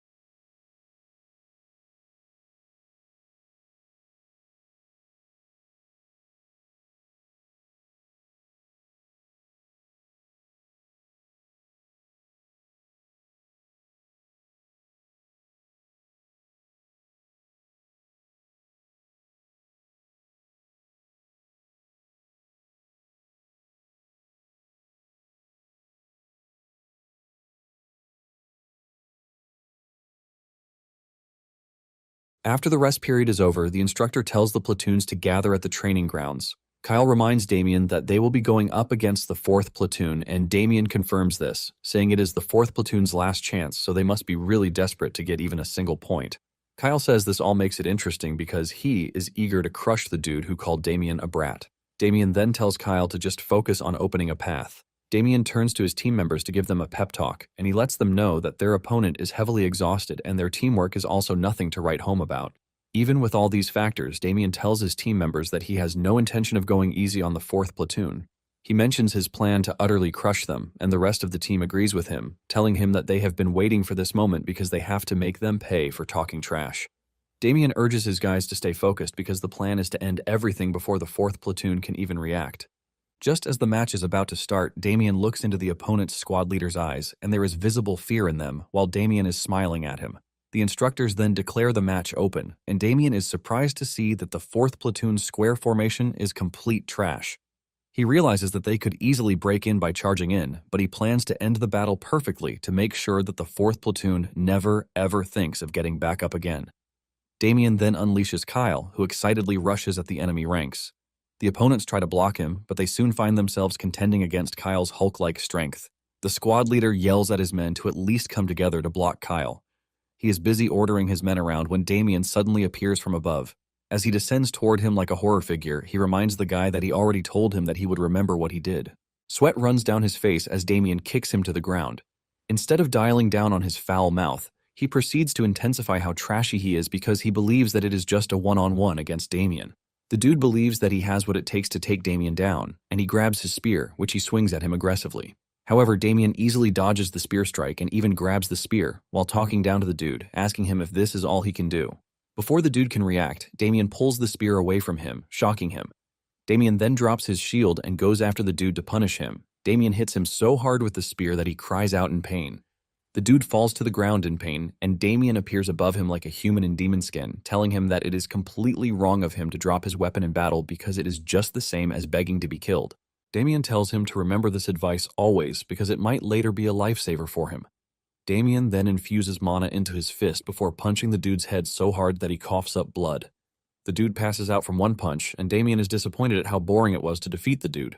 The instructor for the 4th platoon comes rushing in, asking the unconscious dude if he is fine. Since the 4th platoon has lost the ability and strength to continue the match, the victory automatically goes to the 1st platoon. The 1st platoon raises their weapons in celebration, and Kyle admits that the whole thing was refreshing. The platoon commends Damen, who is the backbone behind their victory. The 4th platoon, on the other hand, are left asking themselves how Damen possesses so many skills that he is able to take them out. At this point, the instructors have no choice but to admit that Damen is a prodigy, and one of them even says Damen might be more impressive than they are. The others agree to this, and just then, an overwhelming aura appears behind them. With the incredible aura comes a scary voice that asks the instructors if something interesting is going on. They turn around in shock to find a dude with an eye patch staring down at them, and it turns out that this scary-looking man is the 3rd Division training instructor, Leonhark Belkane. The instructors immediately get into a salute position to welcome Leonhark, and Leonhark asks Brian if Damen is the kid he was talking about. Leonhark points to Damen, who is being thrown around by his team members to celebrate their win, and Brian confirms this. Leonhark smiles when he hears this, and he mentions that it appears that an interesting fellow has finally joined them. Later that day, Damen and his colleagues are in the barracks when one of their colleagues rushes in to tell them that a VIP came to the camp during the match. He says the dude is said to be a legend among other instructors, and Damen becomes interested when he hears this. He asks the dude what the VIP's name is, and the dude fumbles his name, but Damen ultimately makes sense of what he was trying to say. Damen completes it, saying the dude is obviously trying to say Leonhark, and the dude confirms this. Damien's eyes light up in excitement, and to their surprise, Damen rushes out of the room. They ask him where he is going, but he ignores them, and this is because Damen wants to confirm what he heard with his own eyes. Just then, he runs into Leonhark and Brian in the hallway. Leonhark recognizes him as the kid Brian was telling him about, and Brian lets Damen know that they were just on their way to meet him. Before Brian can even finish his statement, Damen has fallen into attention mode to salute Leonhark. Damen looks like a completely different person while he is in Leonhark's presence. Damen can finally confirm that the 3rd Division is connected to the 3rd training camp. However, Damen never thought he would get to meet Leonhark because the training camp is pretty far away, so he didn't think he would come. Damen looks up to Leonhark as if he has seen a savior, and this is because of a simple truth. Leonhark is Damien's master, the man who had a huge impact on his life. It turns out that Leonhark specifically came to check Damen because of everything he's heard. Now that he is seeing him face to face, he can confirm that Damen has mastered a solid mana cultivation method. Leonhark tells Damen that he saw his spear techniques earlier and they were quite impressive, so he wants to know if he has a unit in mind after he is done training. Damen doesn't waste time before revealing his intended unit, which is the Neocalites unit. Leonhark and Brian are both shocked by his answer, and Leonhark is forced to ask him if he is serious about what he just said. Basically, Neocalites is one of the 3 units under the 3rd Division, and they are given the task of suppressing monsters from the Bronzerian Forest. It is considered to be the deadliest and harshest unit that records heavy casualties every year. Leonhardt then asks Damen why he wants this tough unit, because most recruits usually want an easy life as Royal Administrative soldiers. Damen replies that he wants this unit because if he goes there, he can become stronger. Leonhardt then tells Damen that he can actually write him a recommendation letter for the Knight's Order if he wants this, and Brian is shocked to hear this, since it is a place for nobles. However, Damen tells Leonhardt that he's not interested in the offer because his mind is already made up. Apparently, Damen has the intention of meeting someone at the Neo-Calites unit, which is the sole reason he joined the 3rd Division in the first place. Since Damen is not ready to back down on his decision, Leonhardt decides to go along with his wishes, and he tells him to go back to his room to get some rest. Brian, on the other hand, is completely worried, and he yells at Damen, asking him if he knows the kind of good opportunity that he just turned down. Brian says the Knight's Order is specially reserved for nobles, but he has a huge chance of getting in with Leonhardt's recommendation.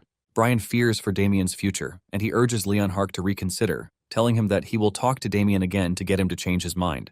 Leonhardt then asks Brian if he really thinks Damen can't make his own decisions. He tells Brian that he obviously didn't see the look in Damien's eyes while they were talking. Damen had a stern and determined look, leaving Leonhardt really interested in his background. Leonhardt then tells Brian not to tamper with Damien's decisions and let him be. Leonhardt says it is a given that he and Damen will cross paths again as long as he is joining the 3rd Division. The following day, before the match between the 3rd and 1st platoon, Damen tells his platoon members to be at their best because, as they could see the day before, the 3rd platoon is not a pushover. Nonetheless, he assures them that, as it stands, no platoon in the training camp can beat them. Damen then urged his unit members to come together so that they could crush the 3rd platoon just like they had done to others. Moments later, the match begins and the 1st platoon immediately gets into formation. Gerard sees this, and he recognizes it as the same formation that they used against the 4th platoon the day before. Apple agrees that the formation looks solid, and Gerard lets Apple know that his role is quite important in the current battle, and Apple agrees with him. Gerard orders his men to charge, and the two sides soon clash against each other. Damen also provides instructions from behind, telling his guys to push the 3rd platoon back. With the two sides going head-to-head, Gerard realizes that the 1st platoon is using the same method that they used the day before. Suddenly, the 3rd platoon opens up their formation to expose Apple, leaving Damen completely shocked. Just then, Apple lands a decisive hit on the 1st platoon's formation. The moment he does this, Gerard tells his men to push forward. However, Kyle is there to block their path, and by combining two shields, he blocks their path. The 3rd platoon members are left speechless as they wonder where Kyle got his crazy strength from. Damen was already worried when Apple made his last move, and he could see that they managed to survive thanks to Kyle stopping them. With this, Damen has seen how impressive Apple is because he basically blew through his shield bearer in one hit. With Kyle holding up the line, Apple's initial plan is left gasping for air. Apple hates the fact that he had to go against Kyle, who is insanely strong. Apple also notices that the whole situation is a bit tricky because Kyle is now fully focused on him. It turns out that before the match, Damen had told Kyle that he had to completely focus on Apple no matter what. He had told Kyle that as long as he holds Apple back, there is no one else in their ranks who can break through. Kyle didn't even know who Apple was, and Damen assured him that he would when he saw him. Now that they are in the middle of the battle, Kyle has finally gotten to see who Apple is. With the sudden change in plans, Gerard is forced to ask Apple if he can break through, and Apple tells him that he has no choice but to find a way to break through. Since he won't be able to beat Damen by relying solely on brute force, Apple infuses his spear with mana and he lunges at Kyle. He delivers a powerful strike that reverberates through the shield into Kyle's body. Everyone is surprised that Kyle was able to block such a hit, and they all admit that he is impressive. However, Apple plans to keep hitting him until he finally gives in. Apple starts smashing at Kyle's shield, delivering so much power and intensity that it leaves Kyle wondering how a kid of his age has so much strength. Just then, Apple smashes Kyle's shield, and just as he is about to deliver the finishing blow, Damen jumps in to block Apple's strike with his mana-infused shield. The two stare down at each other like proper rivals, but the whistle goes off, and the 3rd platoon loses the round because of their failure to capture the enemy flag within the time limit. Apple is disappointed with the loss, and he can't believe that Kyle was able to endure his attack. He had the intention of wrapping things up fast, but Kyle ruined his plan. With Kyle breathing heavily on the ground, Damen asks him if he is fine, and Kyle's ego pushes him to reply that he is good. Just then, Damen tells him to stay in the back for the second half, and this shocks Kyle, who tries to plead his case, saying he didn't break anything. However, Damen reminds him that there are still 2 weeks of training left, and if he pushes himself too hard, he might not be able to finish training properly. Damen tells him that instead of pushing himself, he is going to leave him to guard the flag in the center, saying he is going to trust him with this. Deep down, Kyle figures out that Damen is just trying to protect his pride, even though he is pretending to scold him. He knows the flag is basically useless this round since they are the ones attacking. Nonetheless, Kyle collects the flag and he walks to the back, assuring Damen that he is not going to let the opponent take the flag, so it is left for him to completely crush them. With this, the instructor tells the platoons to switch positions and Damen gives his team a short pep talk before the match. He lets them know that he is aware that they are exhausted, but he reminds them that this is the last match, and since they are on the attacking side, he doesn't want them to use the full-time limit. He tells his team that he wants them to take the opposition's flag in 5 minutes to end the match as fast as they can. As the two platoons prepare for the final showdown, Damen makes his own personal goal board. During the previous matches, he showed everything he could as a platoon leader cadet, but now Damen plans to leave a lasting impression on the instructors by showing his individual charm. This match with the 3rd platoon is the best place, especially because a tough contender like Apple is there. A win against them would practically guarantee Damen the title of Outstanding Trainee. Damen notices that Apple is planning to guard the flag himself since he used up a lot of stamina during the first half.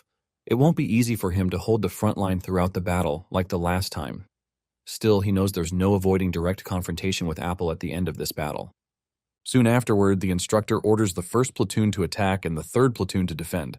As the final competition begins, tension high enough to power the city fills the air as everyone gears up to fight tooth and nail for the grand prize. Damen then informs his team that they will be going all out from the start and orders them to stay focused and follow him.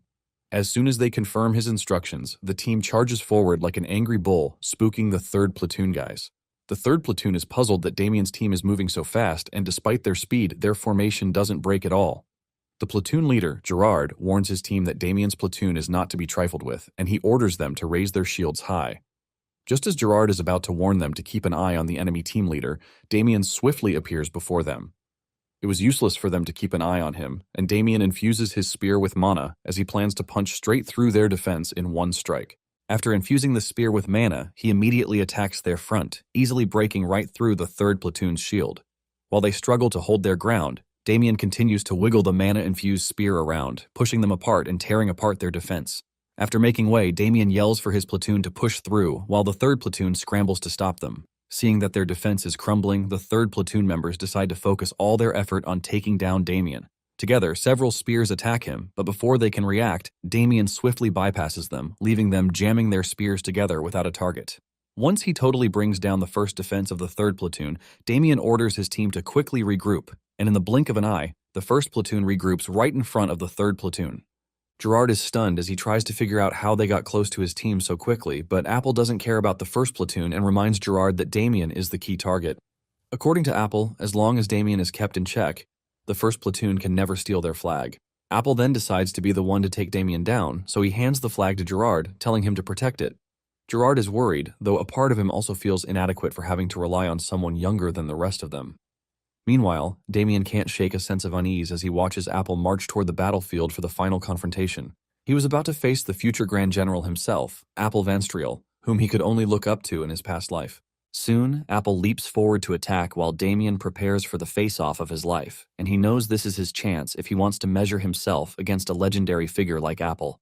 When Damen swiftly dodges, he realizes that Apple's attack was just a false move to trick him into dodging, and while Damen is distracted, Apple strikes again.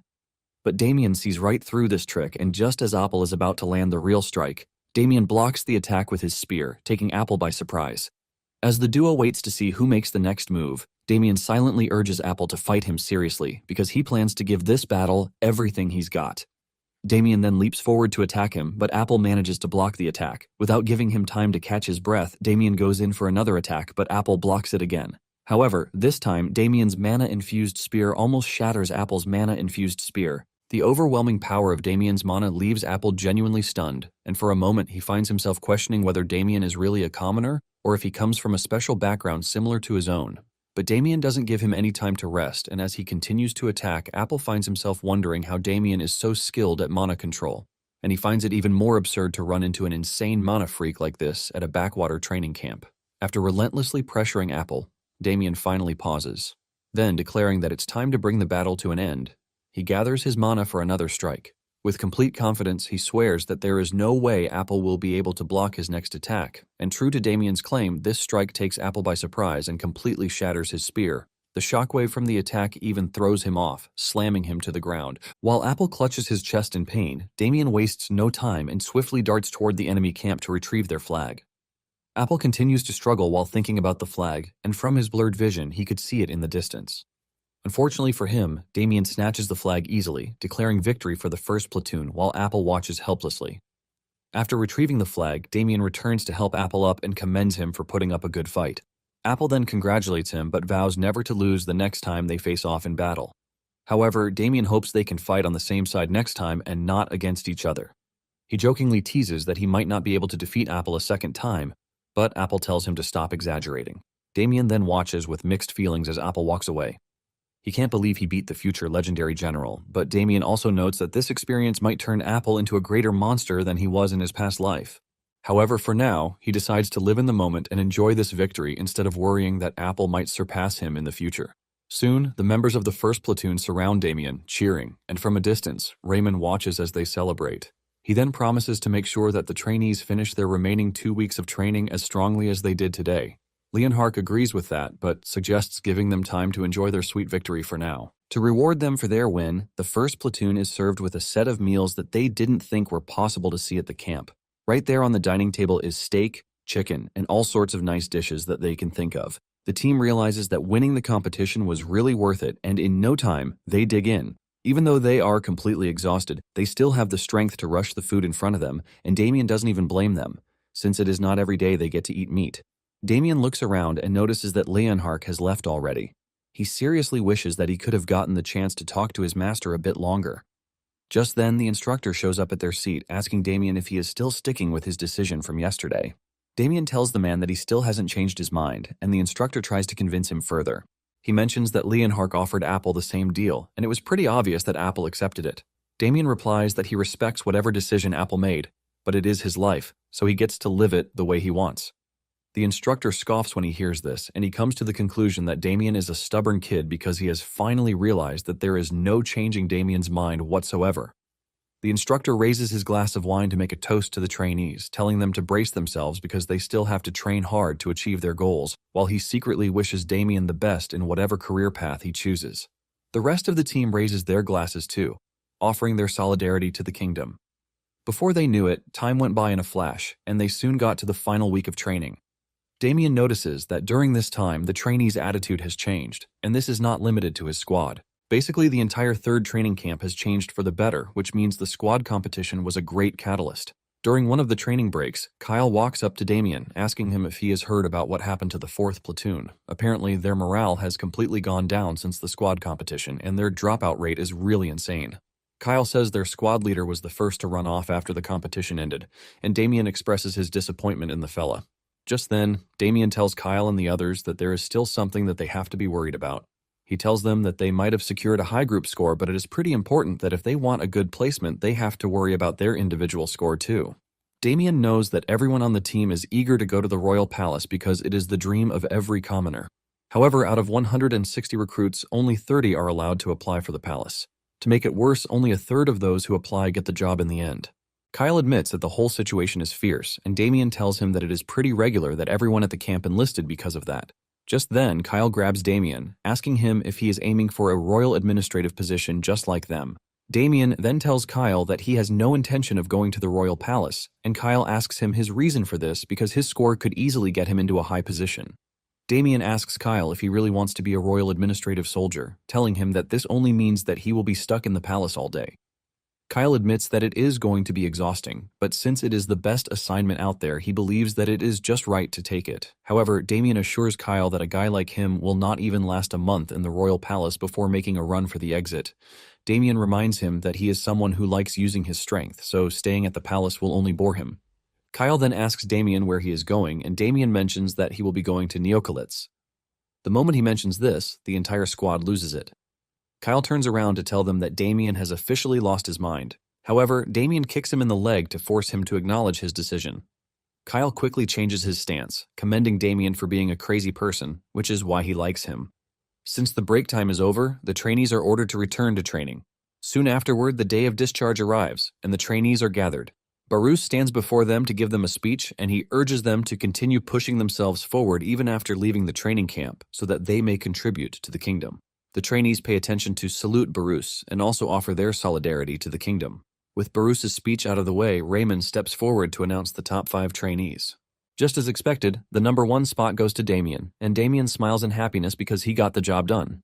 The second on the list is Apple, followed by Kyle, Gerard, and Alex, the second platoon leader. Raymond then tells the 5 to follow him, informing them that, as a reward, they will each be issued 1 piece of equipment from the armory. Upon arriving at the armory, he tells them that they can choose any single item from inside, and they are going to start from the top, which is Damen. Damen eagerly enters because this is what he has been waiting for. Upon entering, Damen is impressed by how organized everything is, and as he looks around, he wonders if there are any treasures that he doesn't know about. After looking around for a while, he concludes that there is nothing of high importance, so he should just get the ring that he is there for. As he walks toward the ring, Damen realizes that it was just as he was told because he has not been able to take his eyes off the ring since he walked in. Damen finally obtains the ring, which is said to cast a brief invisibility spell when infused with mana. Damen knows that Apple is the only one who would have noticed the ring since he is the only one who can use mana among the top 5 trainees. After obtaining the ring, Damen steps out and Apple is asked to step in and take what he wants too. Since Damen has taken what Apple chose in his past life, he is curious to see what Apple will choose this time around. Moments later, Apple steps out carrying something strange in his hands. Damen is surprised that he came out pretty fast. Just then, Damen notices the item in Apple's hands and his reaction immediately changes. Kyle notices this and he asks him what the issue is, but Damen tells him that it is nothing. It turns out that Apple came out with a seal, and this is a seal that carries the crest of a kingdom that already fell long ago. Damen had always wondered how Apple got to learn how to use mana, and this started giving him ideas that there is a possibility that Apple is connected to the fallen kingdom. After making sure everyone has picked an item, Raymond shuts the door, and as he turns around, Apple's pick catches his eye. Raymond then asks if Apple knows what he picked, and Apple simply explains that he picked it because he sensed divine power from it. Raymond agrees that the seal somewhat contains divine power because it was actually imbued with the power to ward off misfortune. He then commends Gerard for picking a decent spear and Kyle for his shield, crafted by an artisan named Walter. When he turns to Damen, Raymond asks him if he's really fine with just that ring since all it does is reduce body weight. Damen is surprised to hear this because he only knows the ring can make him invisible. Raymond then advises him to try it on, and the moment he does, Damen realizes that his weight has decreased, making him move much faster than usual. After testing it out, Raymond asks what he thinks about it, and Damen reassures him that the ring is even better than he thought. With invisibility and weight reduction, Damen is certain he made a good choice, and the ring is definitely an A-rank artifact. Since everyone is satisfied with their pick, Raymond orders them to head back to apply for their desired postings. A few moments later, they're sitting in an office where Raymond distributes forms to them to select their choice. Without hesitation, Damen chooses the Neocalites unit, but Raymond is very disappointed that Damen didn't change his mind in the end. He notes that Damen could thrive in the Night Order with his skills, but the boy is dead set on signing his death warrant. After filling it out, Damen hands the form to Raymond, who tells him to be careful because the Neocalites unit is extremely dangerous. Damen then thanks him for his concern, and Raymond pats him on the head, commending him for working hard during the past month. He lets Damen know that he can head out once the notices arrive in a few days. Damen thanks Raymond once more for all his help before taking his leave. Outside the office, he cannot help but feel conflicted about finally going to Neocalites. He has been looking forward to it for a long time, but now that the moment has arrived, he finds himself feeling both excited and uneasy. Suddenly, Apple bursts out in anger because he heard about Damien's choice of posting. He angrily demands to know why Damen didn't choose the Night Order with his skills. Damen simply explains that the Night Order is not where he belongs. Annoyed, Apple reveals that he picked the Night Order and even received a letter of recommendation from Leonhardt.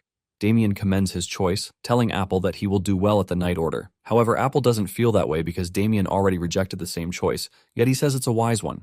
Apple then tells Damen that he's an unpredictable person, after which he reminds him that the Neocalites is a dangerous place and he tells Damen to take care of himself. Afterwards, the duo shakes hands, promising to meet each other again in the future. After the emotional farewell, Apple decides to take his leave, and as Damen watches him walk away, he wonders if Apple knows that he's destined to become a Grand General of the Baroque Kingdom. However, after their duel, Damen admits that Apple might even become greater than he was in the previous life. Nevertheless, he looks forward to the future Great General, Apple Van Striel. Putting that aside, Damen decides to go back to his platoon to bid them farewell. A few moments later, he arrives at the dorm where the boys are packing up to leave, and Kyle immediately blocks him. Apparently, he thought Damen wanted to leave without saying goodbye. However, Damen assures him that he was planning on saying goodbye since they don't even know when they'll be seeing each other again. Kyle remarks that Damen will be seeing him sooner than he thinks, but Damen is confused by his words. Brushing that aside, Kyle then leads Damen to the center of the room where he calls the trainees' attention, telling them that Damen wants to give his final farewell address. Damen then begins his speech by commending the team for their hard work. He also thanks them for following him and tells them to keep working hard in their main units too. In unison, the boys cheer for Damen and thank him for everything he did for them. They hope to reconnect with each other in the future, and Damen wishes them all the best.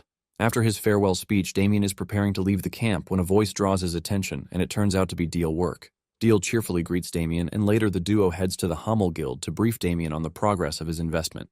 There, Deal gives him documents detailing how his investment funds were used, and she explains that based on his terms, the projected return is 3% of the net revenue. After scanning through the document, Damen is impressed with how thorough Deal is and how she organized the breakdown so neatly for him to understand. After going through the report, Deal tells Damen to ask her any questions, but Damen says he has no questions to ask after seeing such a good report. So he tells her to proceed exactly according to how they discussed and lets her know that someone will soon bring the insurance money under his name. Deal wants Damen to sign a detailed contract with her, but Damen turns down the offer because he trusts Deal. He explains that a contract is only needed when there are trust issues between both parties, but he completely trusts Deal to handle things on her own without a contract. Deal is surprised by this and remarks that Damen is a very unique human. Shortly after, an employee arrives with the money for the investment in a small box, and Damen tells Deal to verify the funds. However, when she opens it, Deal is shocked because the funds promised were 300 gold, but this box contains over 500 gold. Since the funds have increased, Deal wants to revise everything they discussed, especially Damien's returns, but Damen stops her. This is simply because the extra funds are a way of showing his appreciation that Deal treated him like a normal adult instead of a greenhorn kid when she broke down the investment process. After getting that out of the way, Deal asks Damen about where his main unit is stationed since he just graduated from the training camp. Damen tells her that he's heading west to the Neoculits unit near the Bronzerian forest. Deal is shocked to hear this as she wonders whether Damen volunteered to be posted there. Damen simply asks if she thinks anyone can force the top trainee from camp against his will. He jokingly tells her not to worry since the investment money will belong to her in the event of his death. However, Deal doesn't receive this joke well as she tells him to cut it out. Damen is taken aback by her sincerity because he thought she was just a simple, sweet lady. But seeing her this angry, he concludes that she can sometimes be as sharp as a knife. Deal then asks Damen about his departure date, and Damen replies that it's in 3 days' time. Deal then prepares to leave and reassures Damen that his investment will be put to good use. With the investment issue settled, Damen decides to enjoy himself for the next 3 days before leaving, since he'll be stuck in a dreadful forest for a while. For the next few days, Damen ate and drank to his heart's content, and even slept on the street at some point. 3 days later, it was time to depart for the Neocalits unit. Damen double-checks his belongings to make sure he has packed everything he needs for the journey. Just as he is about to leave, Kyle suddenly appears with his luggage in tow, reminding Damen of his promise that they would meet again soon. Damen quickly realizes what Kyle is up to, and with a cheerful grin, Kyle wraps an arm over Damien's shoulder and admits that he is not ready to let the bond they forged at training camp come to an end. He then reveals that he also applied for a posting to the Neocalits unit as well. Kyle then confidently tells Damen that, just as they excelled together during training, he looks forward to continuing their cooperation. Although Damen never wanted to bring anyone else into the dangers that come with serving in the Neocalits unit, he cannot help but feel relieved and grateful to have a familiar face by his side. Just as they are about to head out, they hear a voice calling out to them from behind, telling them to wait. They turn around to see Deal panting heavily while thanking her lucky stars that she made it in time. Damen is totally surprised to see her, and he asks her what brought her there. Deal mentions that she was informed that the Neocalits unit is far away from civilization, so she decided to arrange for a carriage to assist Damen on his journey. She reveals that the carriage has been stocked with rations and everything he needs once he gets to his destination. Damen is left speechless when he hears this, which forces him to ask her why she is going through all the trouble. Following Damien's example, she makes the same hand gesture that he made back then when he was telling her it was a way of repaying the kindness. She lets him know that it is no different from how he repaid her generosity, so she is basically doing the same. She lets him know that the Hummel Merchant Group has a policy to always repay its debts, which is why she went out of her way over the past 2 days to secure the carriage for him. Even Kyle is blown away at how hard Deal was trying to make life easier for our boy. Once everything is concluded, Damen prepares to take his leave, and Deal wishes him a safe trip. Damen and Kyle get into the carriage and begin their journey to the Neocalits unit. Soon afterward, Kyle gets motion sickness because of the rough road and the gloomy things he has seen so far. Damen admits that walking the path would have been pretty horrible, but it appears that they have made it to Urkal, since they can now see a garrison out there. Kyle then mentions his surprise that he hasn't seen a single local since they got there, and Damen replies that they are most likely hiding from monsters or inside the Bronzerian forest. Apparently, the majority of the locals living in Urkal make their living from foraging for an herb called amancho inside the Bronzerian forest. Basically, amancho is a toxic plant that causes severe fever and diarrhea. However, when this herb is processed correctly, it becomes the base ingredient for a highly effective painkiller. The Bronzerian forest accounts for over 60% of the amancho supply in the kingdom, which is why the locals have no choice but to risk their necks. Moments later, they arrive at the base, and Kyle's excitement starts to dim when he notices how gloomy the base looks. He asks Damen if he is even sure that people live there because it basically looks like it is going to collapse just from touching the building. Damen then catches the scent of blood, and he tells Kyle to prepare himself because someone is coming. Through the thick fog, a bunch of soldiers, who look like life has completely overwhelmed them, walk past the two. They are bruised, trashed, and they have a stern and wary look on their faces. As they disappear into the distance, Kyle asks Damen why they all look like ghosts, and Damen sighs before telling Kyle that he has to get used to seeing things like this. Damen tells him that the soldiers basically fight to the death every single day. This causes Damen to remember a memory from his past life where he was addressing the soldiers in his unit. He had asked them the most important duty of a soldier, and they all gave their interesting answers, like crushing the enemies and the like. One of them replies that taking down as many enemies as one can before dying, and this earns him a punch to the head. He demands to know why his boss hit him out of everyone who gave their answer, and Damen tells him that he gave the worst answer of all. Damen then tells his men that the most important thing is not dying. He tells them never to throw their lives away, so they have to survive to make it back, no matter what it takes. He tells them that they have to get stronger to avoid dying, and his men acknowledge this. Remembering this memory, Damen finds it comical because they all ended up dead in the end. Damen then tells Kyle that it is time for them to head inside, and Kyle holds back. But Damen reminds him of why they are there in the first place. He tells him that they are there to get stronger, so there is no time to stand outside, waiting around like statues. Kyle is about to offer more of his concern when Damen leaves him behind, forcing him to run after him. Meanwhile, the soldiers who had just arrived from the battlefield are raging because of the losses they incurred on the battlefield. The garrison had told them it was just a small orc unit, but they ended up running into a well-organized unit. Basically, most of the men in the unit are there because of a court-martial, so they don't even have the option to leave. The only option they have is to rot in a cell for the rest of their lives or try to survive in the unit no matter what it takes. Apparently, one of them, Charleston, has almost lost his arm, and the commander of the unit, Taryn, who is a nice dude, suggests that they request a priest from the temple. One of the soldiers then reminded Taryn that the priests charge exorbitant rates, which their salaries wouldn't even be able to cover. Just then, Taryn whips out a pouch containing 20 gold coins, and he tells them to put it toward the bill. The soldiers are shocked when he offers this money, since it is supposed to be the money for his mother's surgery. Taryn claims that his mother's condition has improved a bit, so she doesn't immediately need the surgery. Seeing how selfless their commander is, all the soldiers in the room start making contributions too. Even one of them, who is a rookie, Damen, offers to contribute, and they try to dissuade him, but he claims that Charleston got hurt because of him. The commander is left with tears in his eyes as he calls him an admirable little shit. One of them then rushes off to get a priest from the temple. Taryn walks up to Damen, asking him how old he will be turning that year, and he replies that he is going to be 18. Taryn hears this, and he reminds everyone that it's already been a year since Damen enlisted, and if only Charleston can hold on to his life, Damen will no longer be the newbie. Suddenly, one of the soldiers informs Taryn that the new recruits that he talked about arrived not too long ago. Everyone's mood immediately changes when they hear that there are new recruits. Taryn claims he had forgotten about this because of how horrible the battle was. Taryn then calls on Damen, telling him that it is time for them to check out his juniors. Soon afterward, Damen and Kyle report to their commander, Taryn, who carefully observes the duo. Taryn concludes that Kyle looks a bit capable and he has a strong build, but looking at Damen, he can't seem to understand what a kid is doing in such a dangerous place. He asks Damen about his age just to be sure there aren't any mistakes, and Damen confirms that he's indeed 13 years old. Taryn can't understand why someone this young would freely volunteer for a place like this, since Damen is 5 years younger than the unit's youngest soldier, Damen. As Taryn mentions what is on his mind about Damen, Kyle tells him that Damen actually graduated first in the training camp. However, Taryn isn't impressed, as being in first place doesn't matter in a dump like this. He then reminds them that the training camp is completely different from the Neocalites unit. Even so, Damen lets Taryn know that he understands the difference between the two places. But what Taryn still finds puzzling is why Damen came here knowing what kind of place this is. Putting that aside, he calls on Damen and orders him to assign Damen and Kyle their bunks and put them on cleaning duty. Dianal then orders the duo to follow him, and on their way to the dorms, he lets them know that there are no ranks in the Neocalites unit. Dianal explains that Taron is the unit commander, and after him the vice commander. However, below those two, seniority is solely determined by who arrived in the unit first. A few minutes later, they arrive at the dorms, and upon entering, the room is a dirty mess. Dianal then tells the duo to choose whichever locker they want since they'll probably not be using it for a long time. Confused by his words, Kyle questions what he means, and Dianal simply reveals that he's been in the camp for a year, yet he's still the youngest, so Kyle should do the math and figure out what that means.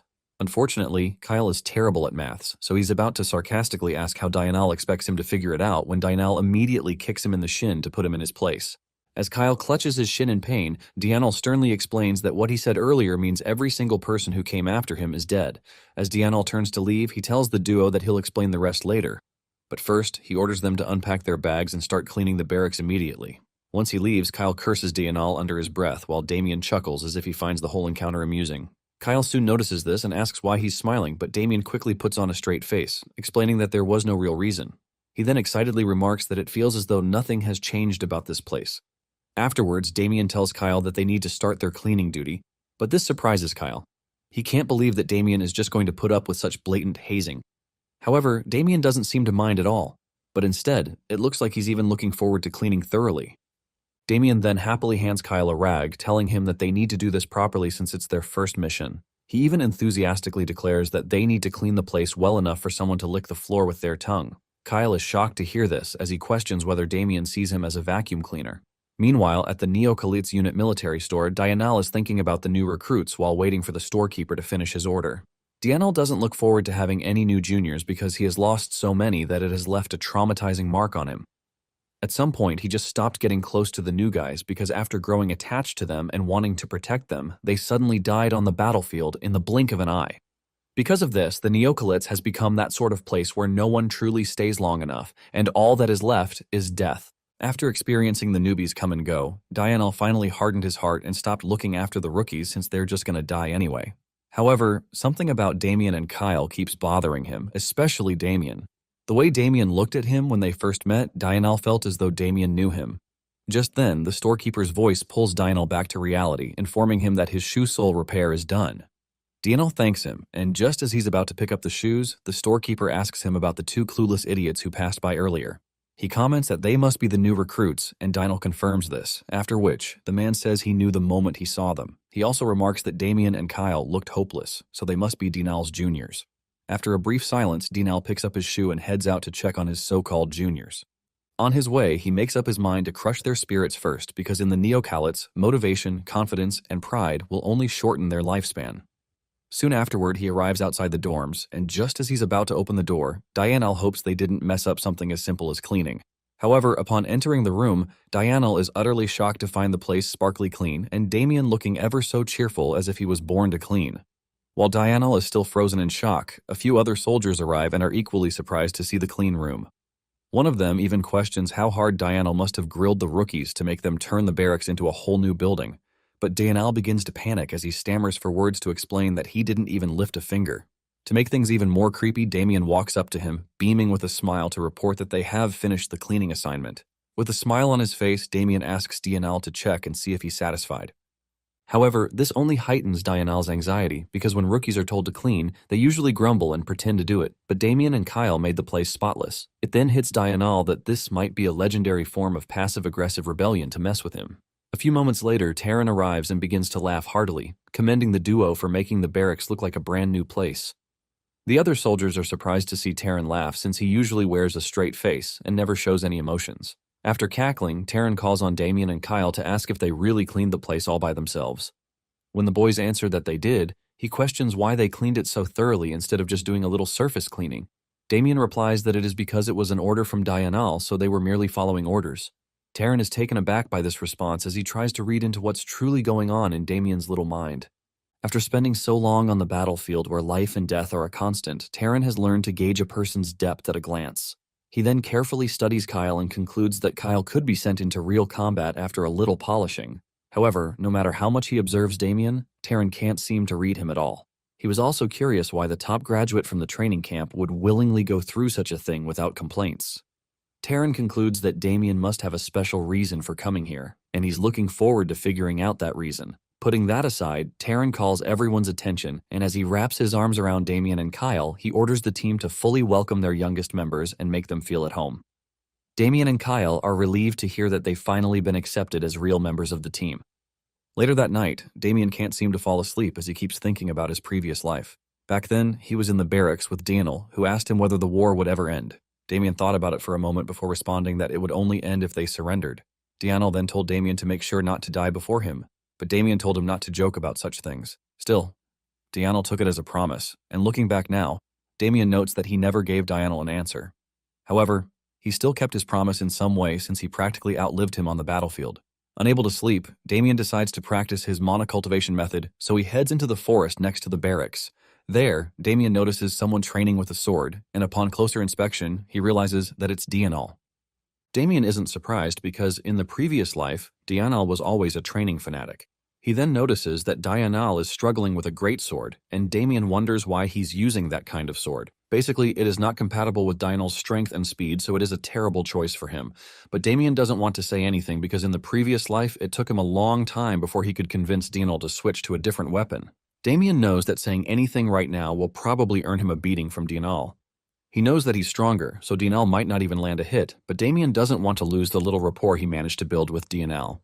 So he decides to leave him be and suggests the swap when a good opportunity presents itself. The following morning, the soldiers gather for training in front of a huge rugged mountain. Before the training even begins, the soldiers are already complaining. One of them decides to have some fun before their captain arrives, so he urges others to place bets on whether the rookies can endure the stamina training. Everyone immediately agrees with him and bets several silver coins that the rookies will pass out before the completion of the morning training.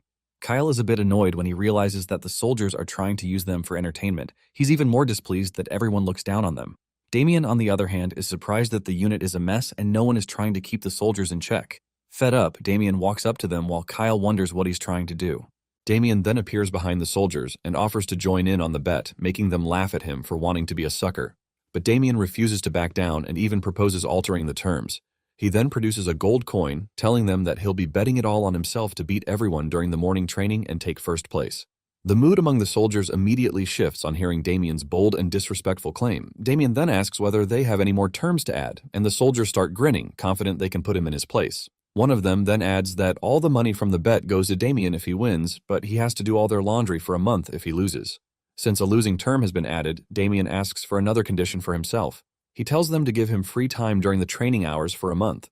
Everyone's mood immediately changes when they hear Damen's demand, but before they can refuse, Taran arrives and agrees to Damen's request. He then calls on Daniel and orders him to join the bet, but Daniel doesn't want to. However, Taran goads him into it by asking whether he's afraid of losing to a junior, but Daniel explains that he doesn't want to since it'd be a waste of his money to bet on such a predictable match. Since he claims that money is the problem, Taran decides to pay for him, leaving Daniel with no choice but to join the bet. Taran then promises to give Damen free time during training hours if he performs better than the seniors. Afterwards, he sternly warns the seniors that anyone who loses to Damen will have to face hellish training for the next month. So he advises them to take this bet seriously and perform like their lives depended on it. The soldiers are spooked by Taran's tone as they begin to regret starting the bet in the first place. However, this also pumps them up, making them determined not to lose face. Meanwhile, Damen quietly watches them, pleased that things are going according to his plan. It turns out he didn't join this bet just for the free time, but he did it to change the rotten atmosphere in the camp where the soldiers act as if they could die at any moment. Damen knows that living this way without hope will not only end up harming them, but also everything around them. Soon afterward, Taran announces that it is time to begin the physical training, and for today's training, he orders them to climb all the way to the peak of the Rocky Mountain while carrying one huge log of wood each. The soldiers immediately protest, complaining that this isn't their usual training. They remind Taran that this training is usually meant for newbies, but Taran barks at them to shut up. He then orders them to immediately pick a log and move instead of whining like a sissy. Without hesitation, the group loads a log of wood on their shoulder as they begin the climb to the top of the Rocky Mountain. A few minutes into the climb, most of them were already struggling while wondering why Taran was suddenly switching up their training routine. One guy says it's because of the rookies, while the other remarks that the rookies might pass out soon since it's their first time doing this kind of tough training. However, when they turn around to check the rookies, the soldiers are stunned to find it empty, leaving them wondering what happened. Realizing that Damen might be ahead, they quickly look up to the peak only to see him almost at the peak. They then begin to wonder when Damen got ahead of them, But what they don't know is that this is a cakewalk for him thanks to his new gear. Damien's ring didn't just reduce his body weight, but it also reduces the weight of any object he's carrying, so the log of wood is practically a feather. Damien is relieved he made a great choice by picking this ring. Soon he turns around to check on the seniors and realizes that they're still a long way off. The only one managing to keep up was Dianel, but Damien is surprised to see this. Dianel, on the other hand, struggles to keep moving and notes that Damien is about to reach the peak. Moments later, Damien reaches the finish line to everyone's surprise, including Taryn, who never thought Damien would defeat Dianel. Taryn immediately declares the training session over, and just as he promised, he lets the seniors know that they are about to be put through hell during their training session. Unknown to them, the training hell is about to be the least of their worries, and out of nowhere, one of the soldiers calls Taryn's attention to something happening down below in their unit building. Taryn is shocked when he turns around to see a red flag raised in the middle of the barracks because a red flag is used to signal a Grade 1 emergency. Soon afterward, Taryn and the team return to the barracks, and Taryn asks for updates on why the red flag was raised. He's informed that it's because there have been several fatalities in the Bronzerian forest. Taryn then asks for the identities of the victims and the exact location of the attack. The informant tells him that the victims are herb gatherers, and the location was inside the restricted area of the forest. Taryn's vice commander Aaron curses under his breath as he wonders why people always flock to where they're told not to. Taryn then asks for the magnitude of the damage and the type of monster involved in the attack, but the informant tells him that none have been confirmed. He says that all they know for now is that the herb gatherers entered the Forbidden Zone with 6 mercenaries, and no one knows what type of monster they're dealing with. Taryn then asks how many men the team can mobilize immediately, and Aaron informs him that they can mobilize about 70, excluding the wounded. Taryn orders him to also exclude the slightly wounded and gather just 50 healthy soldiers as quickly as possible for the mission. Once Aaron heads out to prepare, Taryn falls deep in thought as he notes that they're in a bad situation. The fact that they have been frequently deploying soldiers on missions is troubling, making Taryn worry that the forest might be changing into something worse than it used to be. Soon afterward, Aaron assembles the healthy soldiers, and Taryn orders them to grab their weapons and head out. Before he can leave, Damien and Kyle ask to tag along, but Taryn instantly denies their request. He explains that real combat is different no matter how good their training results are. He then orders them to stay back in the barracks, but Damien and Kyle refuse to back down. Damien promises to only serve as a porter from the rear as he reminds Taryn of their stamina and strength during the training earlier. Taryn considers this for a moment, but feels ashamed that the unit's current situation is making them rely on 2 rookies. Left with no choice, Taryn agrees to the request as he orders them to carry the reserve equipment and wait in the rear without participating in the actual fighting. On his way out, he orders Dianel to give the duo the spare equipment, but when it was time to hand it over, Dianel was a bit hesitant. Seeing the expression on Dianel's face, Damien recalls that this forest is the same place where something happened to Dianel in his previous life. Back then, Dianel informed Damien that there was a demon in the Bronzerian forest, but Damien didn't believe it.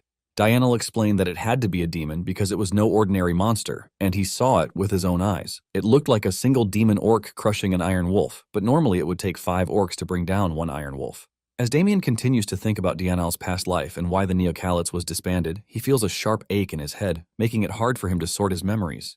For some reason, everything was jumbled up together, so he decided to stop thinking about it and just wait till they got to the forest to see the situation with his own eyes. Once the team is gathered, Taron calls on them, asking whether everyone has their gear intact. Once they confirm it, he begins his short speech, advising the team to think things through before making any life and death decision. He also tells them to avoid anything dangerous and advises them to prioritize returning alive. After the speech, he then orders them to move out, and while leaving, Damien feels excited for his very first real battle since his rebirth. A few hours later, they arrive at the Bronzerian forest, and Taryn orders them to search the surrounding area. He tells them to move in teams of 3, and they're not allowed to stray out of sight. While the others break into teams, Taryn orders Damien and Kyle to stick with him. As they enter the restricted zone, the air around the forest suddenly changes. Damien notes that it looks like an ordinary forest, but feels like a battlefield. The moment he walked in, every cell in Damien's body was screaming at him that this was an extremely dangerous place. He could sense this thanks to the 5 years he spent on a battlefield in his previous life. A few minutes in, they hear a sudden shout from another team, and Taron turns in their direction, asking if they found something. As the soldiers call on him to check out what they found, Taron quickly hurries over to them, only to find a large clearing with corpses of the herb gatherers. Aaron wonders why there are still weapons lying around when the search party has already swept the place. Taryn explains that the search party must have left in a hurry after witnessing such a terrifying scene. Taryn then scans the nearby areas and notices several huge trees torn apart, making him wonder what type of monster could do that. Aaron guesses it might have been some kind of bear-type monster, but Taryn doesn't believe a bear-type monster can wreak this much havoc. Aaron wonders if it was an ogre, but Damen chimes in, telling them that it's definitely not an ogre, as he shows them the corpse of a red bear in front of him.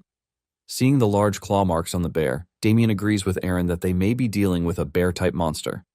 From the spacing of the claws, he deduces that the monster must be enormous, and it's the only way to explain the several trees that were ripped apart. Taryn is impressed by Damien's analysis and his reasoning, so he asks where Damen learnt it from. Damen then explains that his father was a hunter, so even though he doesn't know much about forests, he picked up quite a bit about them from his hunter father. Taryn commends him for learning well, while Kyle stares at Damen in confusion, wondering when his father became a hunter. Kyle was just about to remind him that he previously said his father was a soldier when Damen shot him a stern glance, meaning he needed to shut his trap. Shortly after, Taryn tells the team to prepare to head back, and he orders them to gather the bodies since they have to return them to their families. Damen is impressed by Taryn's decision because he knows that forcing their way deeper into the forest is just a death sentence. Since they only found traces, the team needs to head back and strategize until they know what they're dealing with. Damen notes that this must be what Taryn is thinking about, so he silently commends him for being an outstanding commander. He also realizes that this must be why Dianel missed the commander in the previous life. Just as the team is about to leave, Damen suddenly senses something heading their way, so he quickly orders everyone to get down. Unfortunately, before they can react in time, a giant boulder comes flying out of nowhere, injuring several soldiers.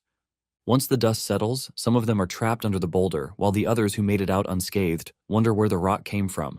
Damen then calls on Kyle, and the duo immediately lifts the boulder, pinning the soldiers down. While some of them help Kyle and Damen to hold the giant rock in place, Taryn orders the rest to help the injured squad members. After pulling out the trapped soldiers, Taryn worries about their condition, but Damen pulls out an amancho herb, telling them to chew it. He explains that chewing it for as long as possible to draw the juice out should ease the pain a bit. However, Taryn stops him as he explains that eating the amancho herb directly is poisonous. But Damen tells him that eating it with the seeds from the Nemoja fruit will neutralize the poison. He then instructs Taryn to make the injured squad members chew on it while they're still conscious. As Tyrone watches the injured guys chew on the herb, he can't help but wonder how Damen knows so much. Damen then calls his attention, reminding him that they need to head back to camp immediately because whatever threw that rock at them is still out there. Unfortunately, before Damen can finish speaking, an enormous bear-type monster suddenly appears, leaving everyone terrified. The horrifying gigantic monster towers above the soldiers, making them wonder what the hell it is. None of them has ever seen a monster that big, leaving them wondering how a black bear managed to grow to such a terrifying size. Taryn then orders the team to prepare for combat, and everyone readies their weapons. But as the monster takes a swipe at them with its claws, the soldiers scramble to dodge the attack. Taryn then orders them to move the injured soldiers to the rear, while the others surround the monster from all sides. As he yells to the team to attack the monster by targeting its legs, Taryn calls the team's tank, Helson, to start. Helson confidently takes a swing at the monster's leg, but his axe barely leaves a scratch on the monster. Seeing Helson distracted, Taryn calls on him to focus, but before Helson can react in time, the monster attacks him. Once Helson is slammed to the ground, the monster prepares to finish him, but Taryn swoops in just in time to block the strike with his blade while someone pulls Helson out of the line of fire. At that point, Taryn notices that 3 of his soldiers are already badly injured, so he vows not to let the monster escape alive. He then orders the soldiers surrounding the monster to attack at the same time and stab at the monster until they pierce through its tough hide. Meanwhile, Aaron is busy keeping Damen and Kyle from getting dragged into the fight while Taryn calls on Dianel to make his move. Dianel immediately leaps forward and with a single powerful strike slices off one of the monster's paws. As the monster growls in pain, Taryn prepares to deal the finishing blow to end the monster. He then infuses his sword with mana while Damen watches in shock. After infusing the blade with mana, Taryn leaps forward and with a single strike, he instantly slays the beast. After the battle, the soldiers excitedly kick the beast, cursing it for attacking them. Meanwhile, Tyrone carefully checks the monster as he finds it hard to understand where such a creature originated from. As he lifts its fur to find several black spots on the monster's hide, Aaron suggests it could be contagious, explaining that such spots are seen on patients with infectious diseases. The soldiers immediately pull away from the monster when they hear this, except for Damen, who continues to study it closely. After staring at it for a while, Damen concludes that there's only one way such an abnormal monster can exist, so he makes up his mind to find where it originated from. Shortly after, Taryn orders Aaron to take some men and stand guard while another soldier named Brent skins the monster to use its hide for armor. However, Damen objects as he explains that the monster hide cannot be used for armor. Brent demands to know why, and Taryn also stares at Damen intently because, just as he thought, Damen knows more than he's letting on. He then orders everyone to abandon the monster hide and return to base, but tells Damen to follow him immediately. As soon as they arrive at the barracks, Taryn questions Damen privately about the black spots on the monster. Damen then reveals that the bear seems to have been poisoned by demonic energy. Taryn wonders if he means the dark energy used by black mages, and Damen confirms it. This makes Taryn wonder whether black mages are in the Bronzerian forest, but it is widely known that black magic is forbidden. Damen replies that he's not sure there are black mages in the forest, but there could be something imbued with demonic energy corrupting the monsters. Basically, demonic energy is a power borrowed from worshipping demons, and the only end for those exposed to this energy for a long time is a miserable death. Damen recalls that in his previous life, a magic stone imbued with demonic energy was discovered in the Bronzerian forest. Back then, this magic stone was made known to the world after an incident that shook the empire. From the news articles back then, it was also the Neocolits unit that discovered the demon-corrupted monsters in the forest.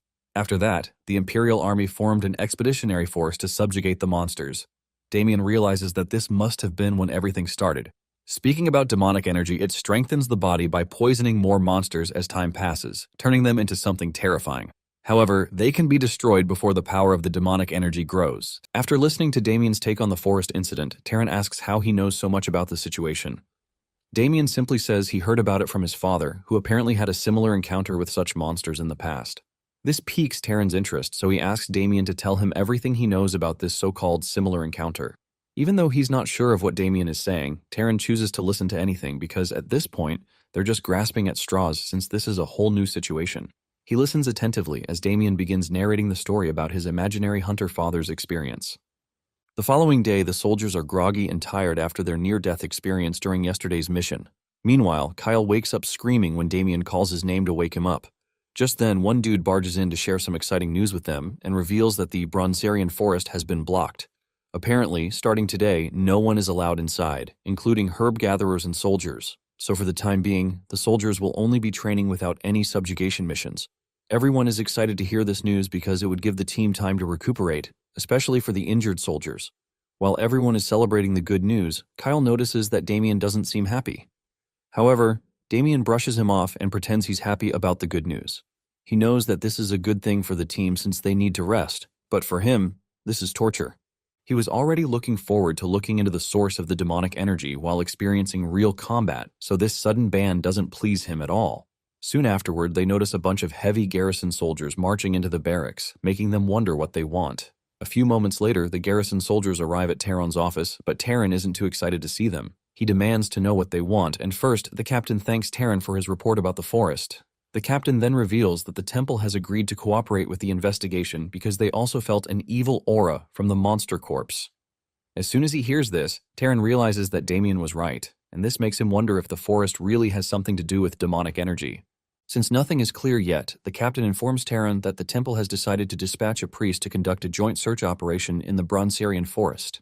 The captain then suggests taking Damen since he knows about demonic energy, but Taryn refuses. He explains that sending a rookie with no field experience is a bad idea, but the captain reminds him that Damen is the only one who knows about this and even discovered the whole thing in the first place.